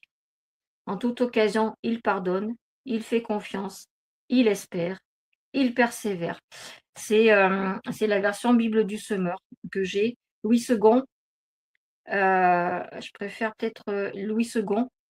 Je vous la lis. C'est la charité est patiente, elle est pleine de bonté. La charité n'est point envieuse. La charité ne se vante point, elle ne s'enfle point d'orgueil. Elle ne fait rien de malhonnête. Elle ne cherche point son intérêt. Elle ne s'irrite point. Elle ne soupçonne point le mal. Elle ne se réjouit point de l'injustice, mais elle se réjouit de la vérité. Elle excuse tout. Elle croit tout. Elle espère tout. Elle supporte tout. Et donc, la charité, il faut comprendre par la traduction amour. Donc, je pars de ces versets et on va reprendre point par point ce que ça veut dire en fait d'un point de vue biblique et d'un point de vue biblique qui, bien sûr, va s'exprimer en fait dans notre vie de tous les jours. Et c'est comme ça que l'amour, le véritable amour que nous donnons aux autres ou que nous ressentons devrait s'exprimer. Voilà. Puisqu'en fait, c'est l'amour idéal. L'amour idéal, c'est celui que Dieu nous propose. Alors tout d'abord, premier point, donc il y a 16 caractéristiques au total. Voilà. Alors mon chéri, ne t'inquiète pas, je te vois arriver, ça ne mettra pas 1 heure et demie. Voilà, j'ai condensé les choses. Non, mais je t'en prie, mon cœur, tu as ton temps de parole. Je t'en prie, mon amour. Alors, tout d'abord, premier point, l'amour est patient. Alors, cela veut dire que l'amour est capable de supporter les défauts des gens pendant longtemps sans se décourager. Et c'est par ce moyen principalement que Dieu a gouverné le monde, par la patience. Parce que s'il avait été impatient face à tous les péchés qui sévissent, il aurait anéanti l'humanité depuis longtemps. C'est sûr. Il a été assez patient pour te voir mener une vie égarée pendant de nombreuses années. Oui, toi, tu as vécu une vie égarée pendant de nombreuses années. Et jusqu'à ta conversion, il a été patient. Alors, mon chéri, quand je dis toi, c'est pas toi, mais c'est tout le monde. Toi aussi, Je vais ma parler chérie. aux gens en disant toi. C'est plus impactant et puis on se sent tout d'un coup sollicité. Mais tous, on est des pécheurs par nature. Mais Merci, c'est Seigneur. ça. Voilà. Donc sa compassion est inépuisable car elle se renouvelle chaque matin. En effet, il est écrit dans Lamentation, chapitre 3, versets 22 et 23, « Les bontés du Seigneur ne sont pas épuisées. Il n'est pas au bout de son amour. Sa bonté se renouvelle chaque matin. » Donc, il est patient. Hein, et sa patience est renouvelée chaque matin. Donc, la fin n'est pas là encore. Hein. Donc, si tu prétends aimer quelqu'un selon les préceptes de Dieu, alors, toi aussi, tu dois faire preuve de patience et de persévérance. Tu dois être capable de contenir ton désir amoureux durant tes fréquentations jusqu'au mariage, par exemple, chose qui se faisait avant. Tu dois être patient et prier sans cesse pour que le Seigneur corrige un défaut du caractère de ton ou de ta partenaire, car Dieu seul peut véritablement transformer les gens. Et donc une détermination sans faille pour témoigner de l'amour de Dieu, aussi obstiné que soit celui ou celle qui le reçoit. Je t'écoute. Je te fais une courte parenthèse. Tu me dis tu me dis de ne pas coucher avant le mariage, c'est ce qui se faisait avant. Alors, je suis désolé, ma chérie, je vais t'apporter un témoignage. Je connais des jeunes de familles vraiment chrétiennes. C'est toujours d'actualité, ma chérie. Il suffit de l'enseigner à nos enfants, en fait. Non, mais après ça, je suis d'accord. Mais ce que je voulais dire quand je disais ça, c'est qu'en fait, c'était quelque part, c'était un rituel. Toutes les familles, ça se passait comme ça. Voilà. Deuxième point. L'amour est bienveillant. Gardez à côté vos versets 1 Corinthiens 13, 4 à 7. Voilà, comme ça le remémore en même temps. Donc l'amour est bienveillant. La bienveillance est une merveilleuse vertu qui est appréciée de tous. Elle passe par le sourire, par parler bien d'une personne, lui parler en bien, par une grande hospitalité. La véritable bienveillance est alimentée obligatoirement par l'amour. Tu ne peux pas être bienveillant envers quelqu'un si tu n'es pas aimable. Donc si cette personne, tu ne la rends pas aimable, c'est-à-dire que tu ne nourris pas de l'amour pour elle. Ou si tu n'es pas rempli d'amour. Ça, ce n'est pas possible, c'est incompatible. Et attention, on n'est pas aimable pour vouloir à tout prix fidéliser ou escroquer une victime. Tiens, ça me fait penser à ce que tu partageais tout à l'heure, mon cœur. Et oui, parce que là, ça veut dire qu'il y a un sous-entendu, ça veut dire qu'il y a quelque chose, voilà, il y a anguille sous roche. Hein. La bienveillance est exprimée par un amour divin qui est dénué de toute arrière-pensée. Il y a une grande notion de gratuité. Tu fais les choses gratuitement. Et on reprend d'ailleurs le verset, Dieu nous a donné gratuitement, et ben on a reçu gratuitement, donc redonner gratuitement. Et l'amour que Dieu nous a donné gratuitement, on doit le donner gratuitement également. Voilà. C'est valable pour lui aussi. Alors, si Dieu habite en toi, alors la bienveillance est inscrite en toi. Dieu veut que ton esprit soit rempli de sa bonté à tel point qu'il n'y ait plus de place pour penser du mal des autres, et encore moins pour laisser de telles pensées sortir de ta bouche. Dieu va te laisser t'apprendre à bien te comporter avec les gens et t'enlever toute souillure morale. Dans Jacques, le chapitre 1, verset 21, il est écrit « C'est pourquoi rejetez tout ce qui salit et tous les excès dus à la méchanceté. Accueillez avec humilité la parole que Dieu plante dans votre cœur, car elle a le pouvoir de vous sauver. » Troisième point, l'amour n'est pas envieux. Alors l'envie, ça emmène beaucoup de péchés dans notre monde, l'envie. C'est une attitude courante qui se développe chez les gens, souvent lorsqu'ils voient d'autres personnes acquérir ce qu'eux-mêmes désirent. Une voiture, une maison, une promotion, une faveur, une bonne place. Voilà, les exemples sont nombreux. Un sage a dit un jour que le ciel est assez grand pour que chacun y trouve sa place. Donc, à quoi ça sert d'être envieux si chacun a sa place? L'amour véritable ne convoite pas ce qu'un autre possède. Ceci dit, si la jalousie arrive, si ce sentiment arrive, ça t'indique peut-être un besoin dont tu n'as pas conscience. Alors, au lieu d'envier cette personne, apprends à t'en remettre à Dieu pour qu'il subvienne aussi à tes besoins. Tout ce qui est terrestre, on ne l'oublie pas, est éphémère. Par conséquent, ne laisse pas ton identité reposer entièrement sur des choses matérielles qui peuvent disparaître en un instant, du jour au lendemain, mais place plutôt ton espoir en Dieu qui te soutiendra dans toutes les épreuves de la vie. Quatrième point, l'amour ne s'exhibe pas. Tiens, mon chéri, qu'est-ce que tu comprends par ce verset-là? L'amour ne s'exhibe pas. À l'ère des réseaux sociaux, on doit avoir un jardin secret. En fait, il y a des choses qui ne concernent que le couple et qui ne concernent pas les réseaux sociaux, justement. Il y a des choses que seuls, toi et moi, on a à vivre ensemble. Ma chérie, ça concerne que tous les deux, en fait. Voilà ce que je dirais. Alors, c'est pas faux. Mais moi, je vais te compléter parce qu'en fait, s'exhiber, finalement, tu te rends compte qu'il y a deux sens différents. Ce que tu viens de décrire, hein, mais également le fait de vanter les choses, se faire de la publicité, quoi, en gros. Se mettre sur un piédestal, c'est moi le plus beau, le plus fort, etc., par exemple. Ça aussi, c'est une explication de ce verbe, s'exhiber. Donc, dans le verset, quand Dieu nous dit que l'amour ne s'exhibe pas, ce qu'il veut nous dire, donc déjà s'exhiber, il faut le comprendre dans le sens se vanter de ce qu'on est, de ce qu'on fait. Des personnes pensent trop bien savoir s'humilier et recevoir de l'aide. Les personnes qui savent s'exhiber. Voilà. Elles pensent trop bien savoir s'humilier et recevoir de l'aide. Dans cette explication, il y a je dirais un sens caché quelque part. Il faut aller creuser en fait pour comprendre ça. Donc, je vais expliquer. L'amour véritable, qui est exprimé dans la piété, ne s'exhibe jamais. Parce qu'il enseigne l'humilité, quel que soit le savoir ou les possessions qu'on a.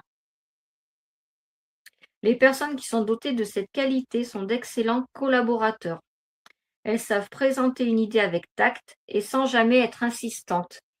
Voilà, le sens de s'exhiber, en fait, c'est montrer aux personnes je sais faire ça, je connais ça, mais avec insistance. Donc, comme je sais faire ça, je connais ça, en parlant de l'amour, hein, pas en forçant sur d'autres sentiments, hein. Mais voilà, j'aime les gens, je fais ça pour eux. Voilà, c'est vraiment se faire une super belle promotion. C'est dans ce sens-là qu'il faut comprendre le verset « L'amour ne s'exhibe pas ».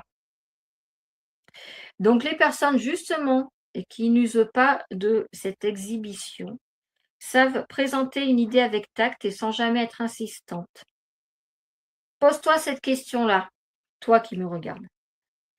As-tu une si haute opinion de toi que tu as tendance à ne pas écouter les autres, Si c'est le cas, il est temps d'analyser ta vie et de laisser l'amour de Dieu s'y épanouir pleinement.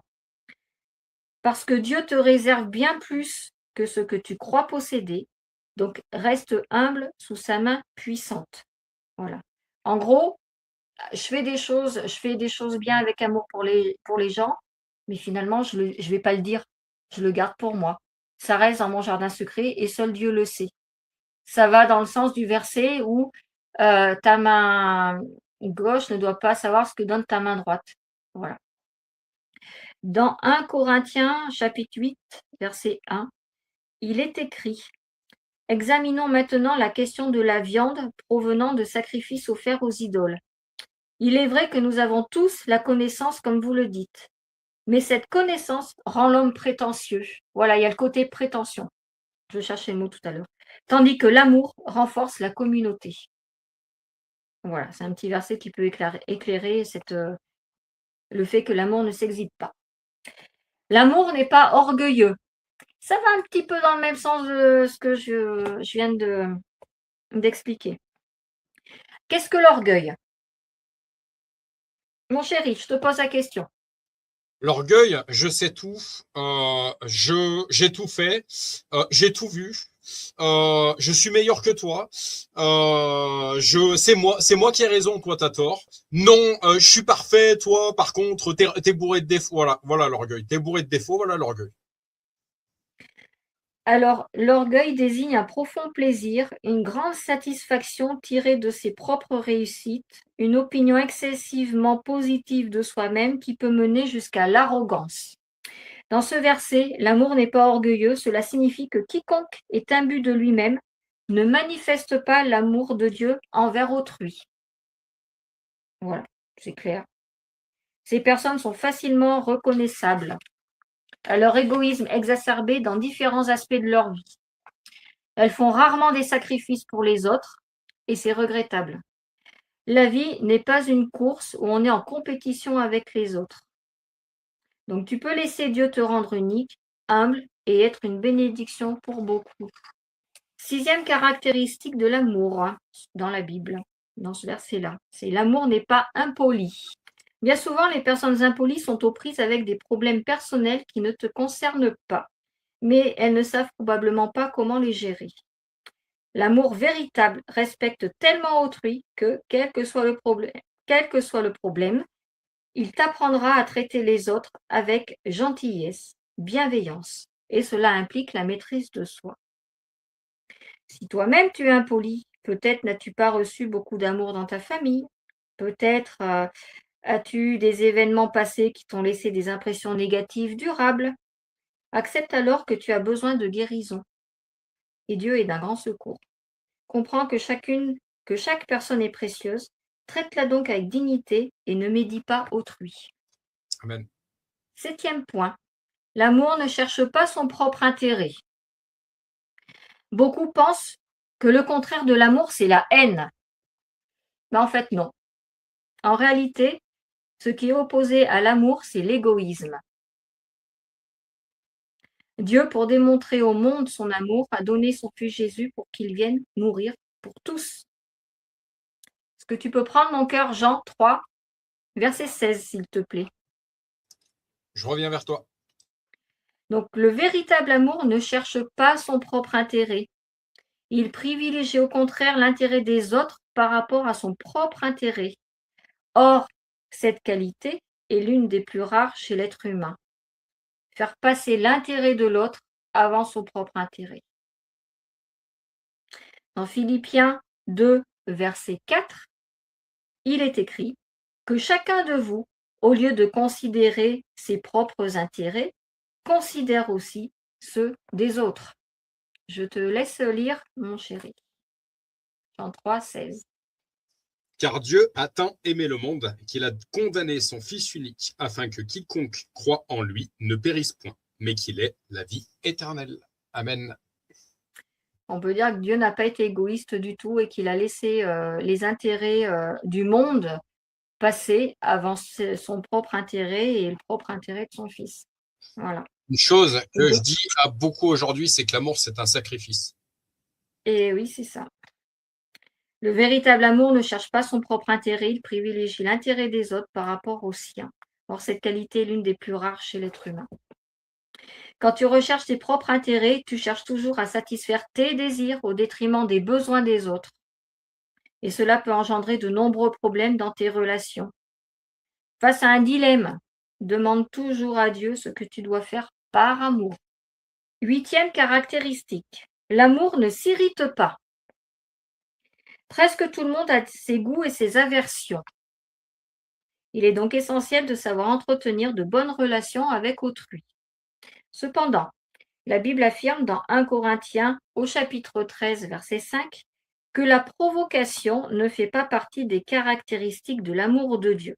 Voilà, c'est ce que ça veut dire quand on lit l'amour ne s'irrite pas. Ça veut dire tout simplement que l'amour de Dieu, donc l'amour que nous devons, qui est déversé en nous et que nous devons répandre dans le monde, n'a absolument pas comme caractéristique la provocation. Voilà. Ça ne va pas du tout avec. Donc, pour apprendre à maîtriser sa colère, il faut grandir dans l'amour. On n'oublie pas que les actions sous l'emprise de la colère importent, car elles donnent prise au malin. Et oui, si on ne fait pas preuve de maîtrise de soi, on peut connaître des actes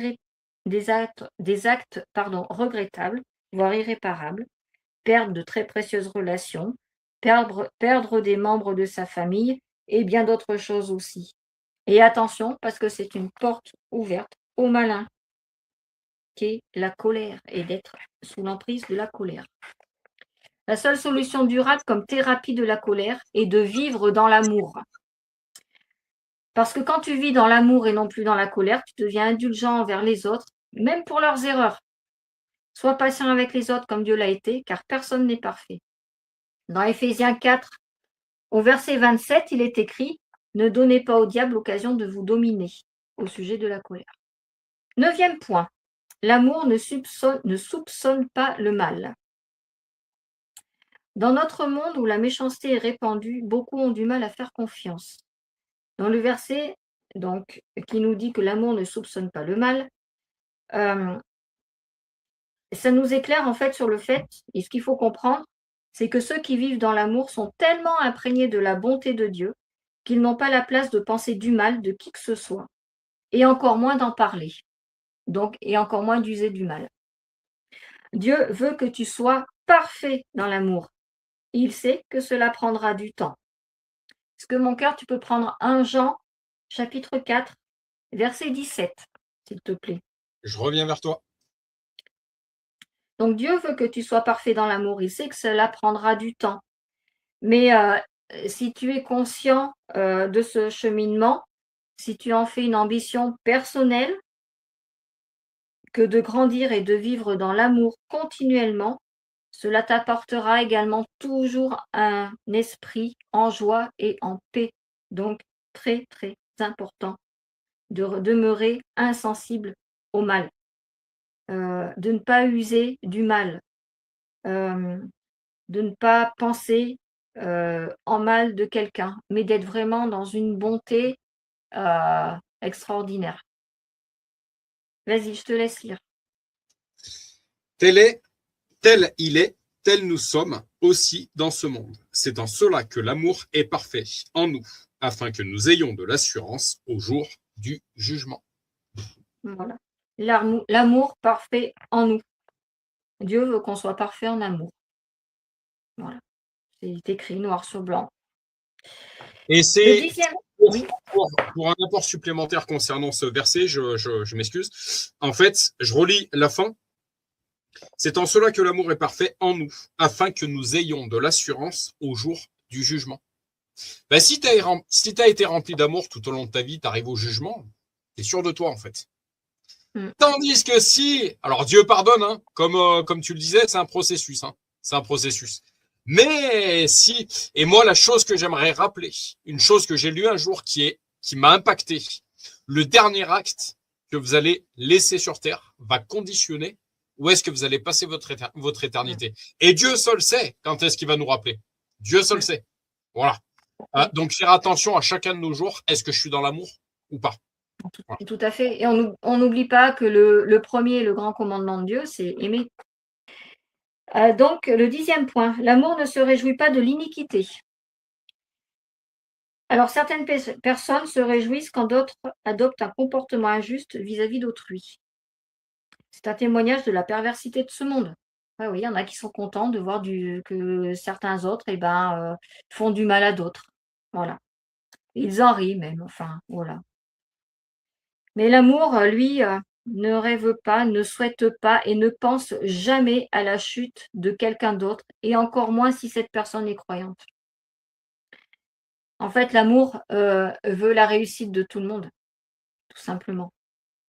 Et l'amour est heureux de la réussite de tout le monde. Vous ne toucherez pas à mes oins. Faire attention à une chose que j'ai lue également un jour qui m'a impacté également. Avant de toucher quelqu'un, vérifie qui est son maître. Il est désolant de constater que des personnes s'emploient à faire chuter d'autres, puis s'efforcent de s'élever et d'améliorer leur vie. En fait, là, il faut se poser la question sur la façon dont on perçoit l'autre. Est-ce que tu perçois l'autre en bien, en mal? Si ta perception est mauvaise, c'est-à-dire en mal, repentis-toi. Adopte une attitude positive envers tous, parce que là, c'est pas du tout compatible avec l'amour que Dieu souhaite que tu donnes. Voilà. Et c'est pas du tout compatible avec l'amour que Dieu t'a donné non plus. 11e point. L'amour se réjouit de la vérité. Alors, vérité et iniquité sont deux termes opposés. L'amour trouve la joie lorsque la vérité, mais pas seulement ce qui est vrai, parce qu'il y a la vérité avec un grand V, et il y a la vérité des choses qui sont vraies. Voilà, ça fait la différence. Il ne se réjouit pas seulement des choses qui sont vraies, mais il se réjouit de la vérité. Donc là, on va le mettre avec un V majuscule. Donc il trouve de la joie lorsque la vérité est clairement manifestée à tous. Dieu, et pour cela, comment Dieu fait en fait pour manifester la vérité, pour que l'amour soit toujours en joie? Eh bien, il ne se lasse jamais d'accomplir des signes et des prodiges dans la vie des hommes, afin que les hommes voient sa puissance, et de cela il faut s'en réjouir. 12e point, l'amour supporte tout. Je fais un clin d'œil à toi, mon chéri. Tu vas comprendre. Si tu demandes à une personne amoureuse pourquoi elle aime le sujet de son amour, et si tu lui demandes de te répondre de façon sincère, et que celle-ci ne te donne pas de raison, et bien là, tu peux dire que c'est un amour authentique. Je m'explique. Parce que l'amour authentique est authentique quand aucune raison n'est nécessaire pour l'expliquer. On s'en réfère à Dieu, malgré toutes nos imperfections. Dieu nous aime. Il va pas nous dire, bah, toi je t'aime parce que t'es blond, toi je t'aime parce que t'es né en Algérie, ou toi je t'aime parce que tu chantes bien. Non, il n'y a aucune raison. Malheureusement, souvent l'homme donne des raisons à son amour. Ouais, mais c'est parce que je suis un beau gosse aussi, c'est pour ça.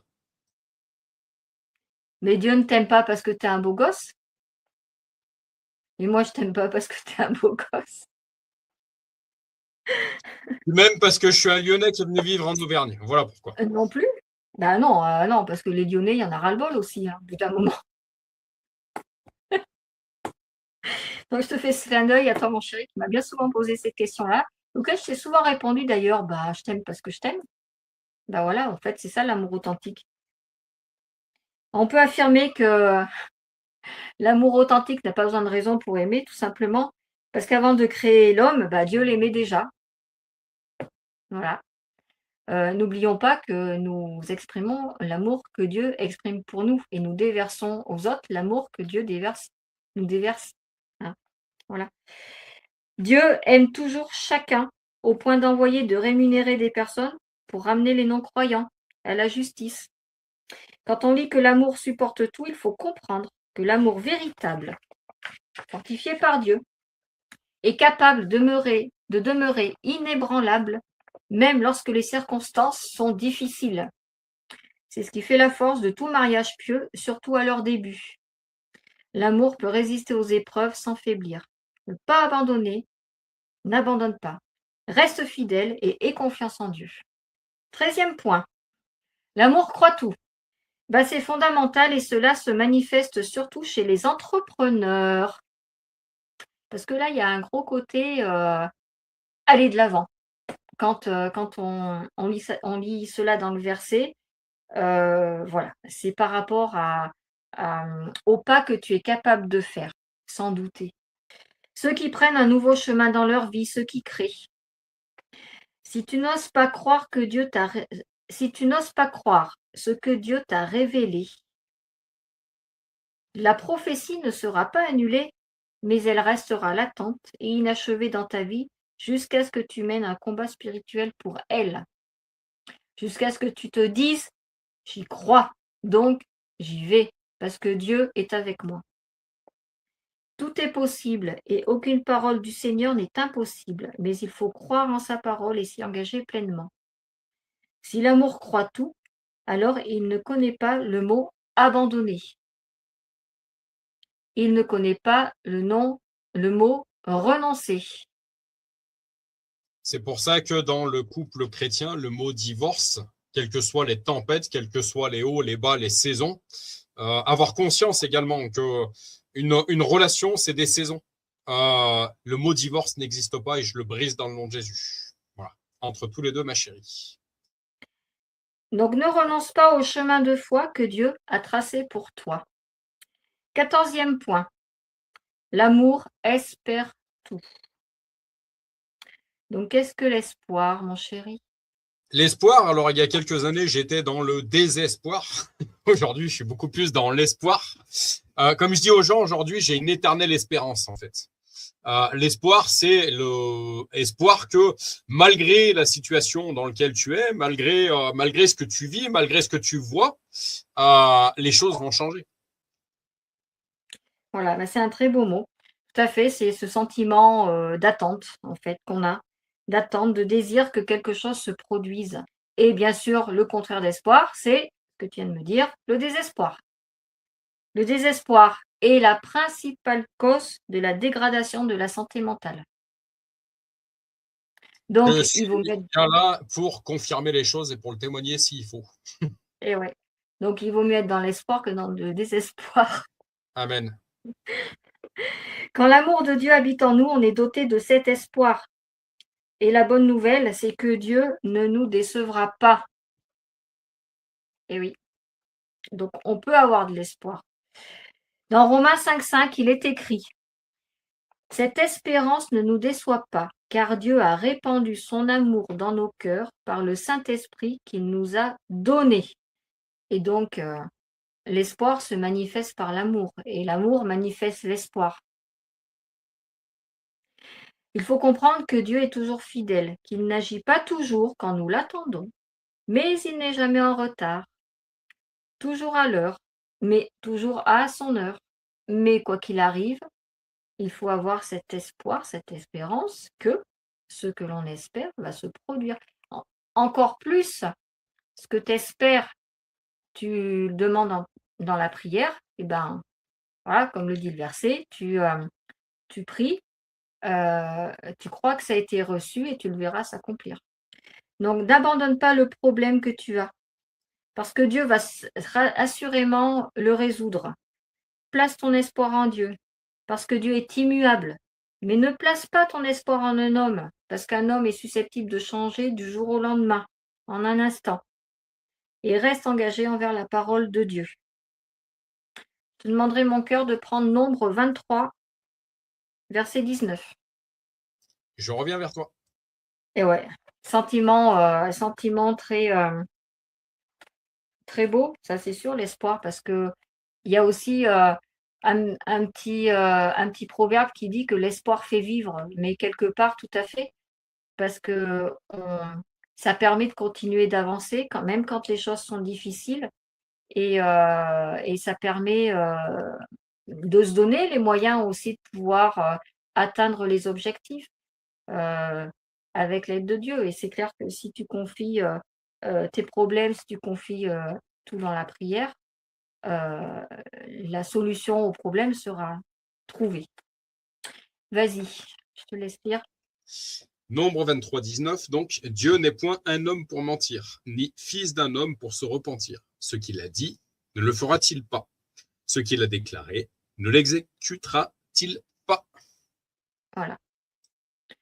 Donc, quand Dieu nous promet des choses plus belles, des choses meilleures, il faut le croire.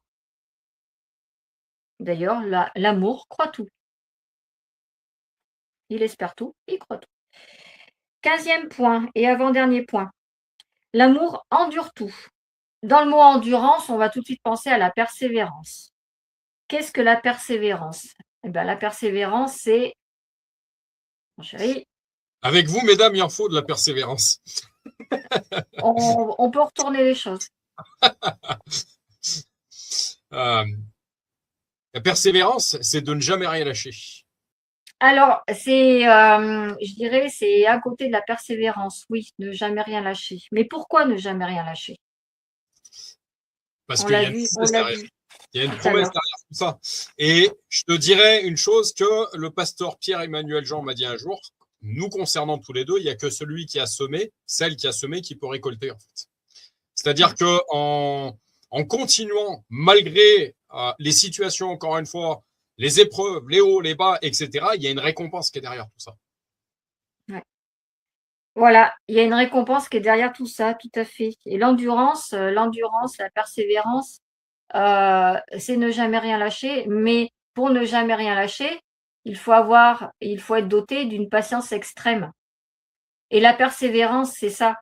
C'est surtout la patience extrême de continuer de faire les choses. Dieu n'est jamais lent. Pardonne-moi, ma chérie, notre cheminement a été parfois, il y a eu, on était dans la barque avec Jésus, hein. Merci Jésus.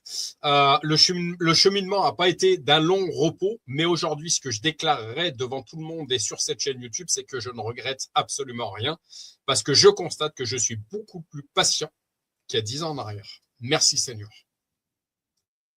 Ben oui, Dieu nous aide à changer et il nous donne des choses dans la vie à affronter, des expériences qui justement sont là pour ça. Dans cette partie de verset qui nous dit que l'amour endure tout, il faut comprendre qu'en fait Dieu n'est jamais lent, mais il n'est pas non plus pressé. Par exemple, où est-il écrit dans chacune des 4 évangiles?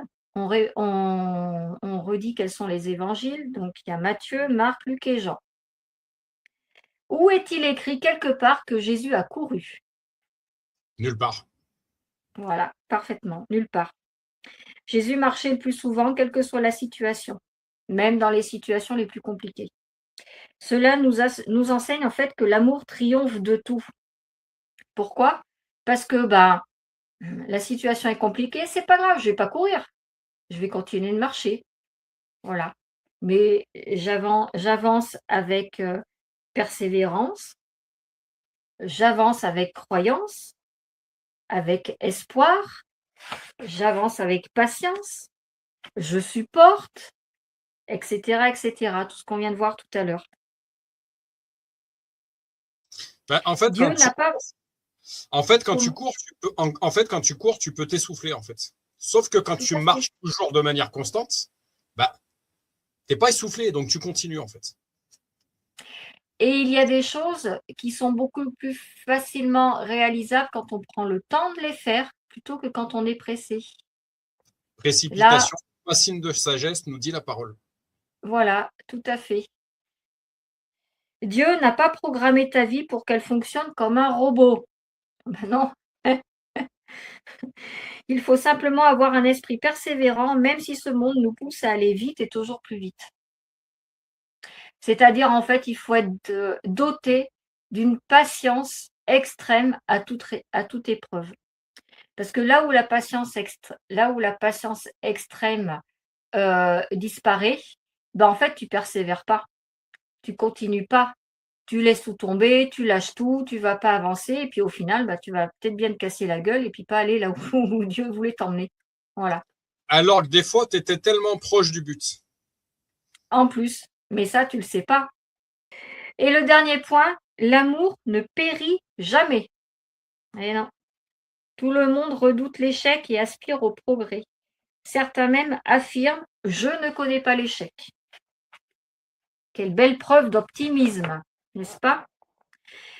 Eh bien, il faut cultiver un état d'esprit positif et tourner vers l'avenir, parce que c'est essentiel pour avancer dans tout ce que l'on entreprend.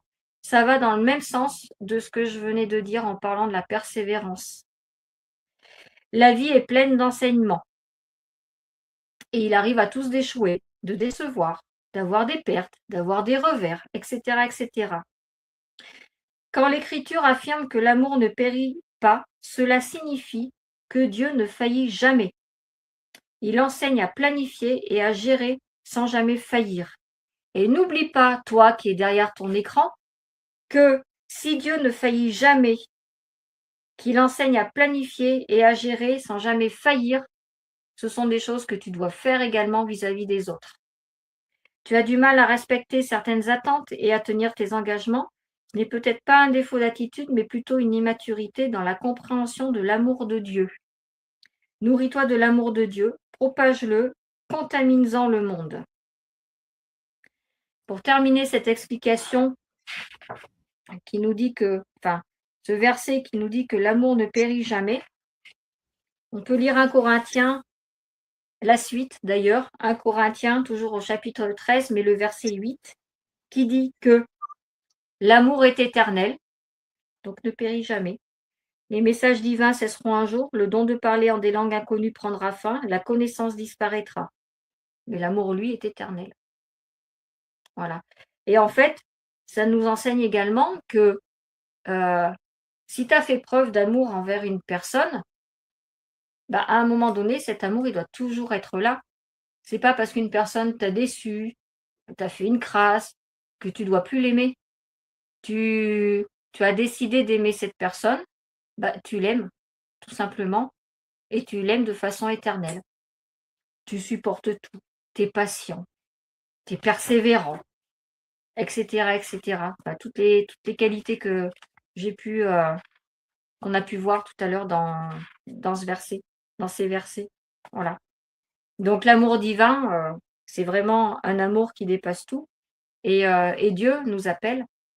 Et d'ailleurs, je vous appelle également à revoir le live où on avait parlé de l'amour selon la Bible. Mais Dieu nous appelle à être comme ça, parce que lui, il a été comme ça avec nous, il l'est toujours, il le sera toujours, puisque c'est éternel, puisque son amour est éternel, et à nous de l'être également à son image, puisque c'est ce que nous sommes appelés à être. Amen. Voilà. Amen, amen. Je te laisse enchaîner sur la prière, ma chérie. Il me reste 7 minutes. Ouais. On l'a fait. Prie justement, parce que moi la pensée que j'ai, c'est justement tous ces couples qui ont oublié toutes ces valeurs, parce qu'on est dans un monde aujourd'hui où le divorce, voilà, il y en a beaucoup trop, parce que justement, ils ont oublié tous ces points clés. Si tu pouvais prier dans ce sens-là, en fait. Voilà. Et oui, mais je vais même aller au-delà de ça. Malheureusement, on est dans un monde où tout simplement la valeur de l'amour a été oubliée dans de nombreux aspects de la vie, pas que dans les couples, mais également face à ton voisin. On ne connaît plus son voisin. 3 mois après, 6 mois après, on le découvre mort. Et puis, en fait, personne ne s'en est soucié. Celui qui a un problème, qui tombe dans la rue, le papy qui tombe dans la rue, bon, des fois, il y a des gens qui interviennent, mais il y en a aussi qui s'amusent, qui regardent, qui filment, et qui vont pas lever le petit doigt. Une personne qui est dans la misère, qui tend la main pour avoir quelque chose, tu n'as pas une pièce, tu vas lui acheter un morceau de pain. Voilà. Il y a tout ça. Donc, en fait, l'amour, elle doit être dispensé, dispersé de partout. Il n'y a pas que dans les couples, c'est de partout. Voilà. Et là, ça montre bien une chose, ce que je disais au début, c'est que, en fait, l'opposé de l'amour, finalement, c'est pas la haine, mais c'est bel et bien l'égoïsme. Voilà. Voilà, voilà. Et l'amour doit être patient. Voilà. Parce qu'il croit tout, parce qu'il croit que je vais faire la prière et je fais faire la prière tout de suite. Donc, Seigneur Jésus-Christ, je te remercie pour je te remercie, Seigneur Jésus-Christ, pour ce live, ce complément, finalement, je pense, qui va avec celui qu'on avait fait il y a quelque temps en arrière concernant la définition de l'amour selon la Bible et selon Dieu. Voilà, bon, j'espère que ce sera un live qui aura éclairé de façon toute simple et qui aura répondu à des questions également, qui aura éclairé les esprits des personnes qui regarderont. Et Seigneur Jésus-Christ, eh ben oui, effectivement, dans ce monde où il est compliqué de déverser de l'amour, où on sent que quelque part c'est un sentiment qui est plus à la mode quelque part, je dirais. Je vais dire ça comme ça. On s'en fiche, où c'est beaucoup plus l'ego des uns et des autres qui parlent que l'amour. Eh ben, je te demanderai d'inonder tout le monde de cet amour-là, Seigneur. Et continue de le déverser, de le déverser. On a des inondations d'eau, on a des débordements de ruisseaux, de fleuves. Eh ben, engendre sur la terre, Seigneur, un débordement d'amour. Voilà. Que l'amour déborde de partout, des cœurs, des pensées, des bouches, des gestes, des mains, de partout. Je suis très optimiste quand je dis ça, mais Seigneur Jésus-Christ, vraiment, c'est beau l'amour. Voilà, c'est beau quand tout le monde s'aime. Et si tout le monde s'aimait, qu'est-ce que le monde sera encore plus beau. Donc, dans cette période où les couples sont mis à mal, les familles sont mises à mal, les entreprises sont mises à mal, les camaraderies sont mises à mal, ou ces compétitions, où il faut aller vite, où il faut prendre, jeter, consommer, etc. Et j'en passe les meilleurs. Eh bien, Seigneur, rappelle-nous et fais-nous rappeler que nous devons agir en priorité les uns envers les autres, avec amour et avec l'amour que toi, seul, tu as été capable de nous donner, sans égoïsme, sans arrière-pensée, de façon patiente, tu le fais encore.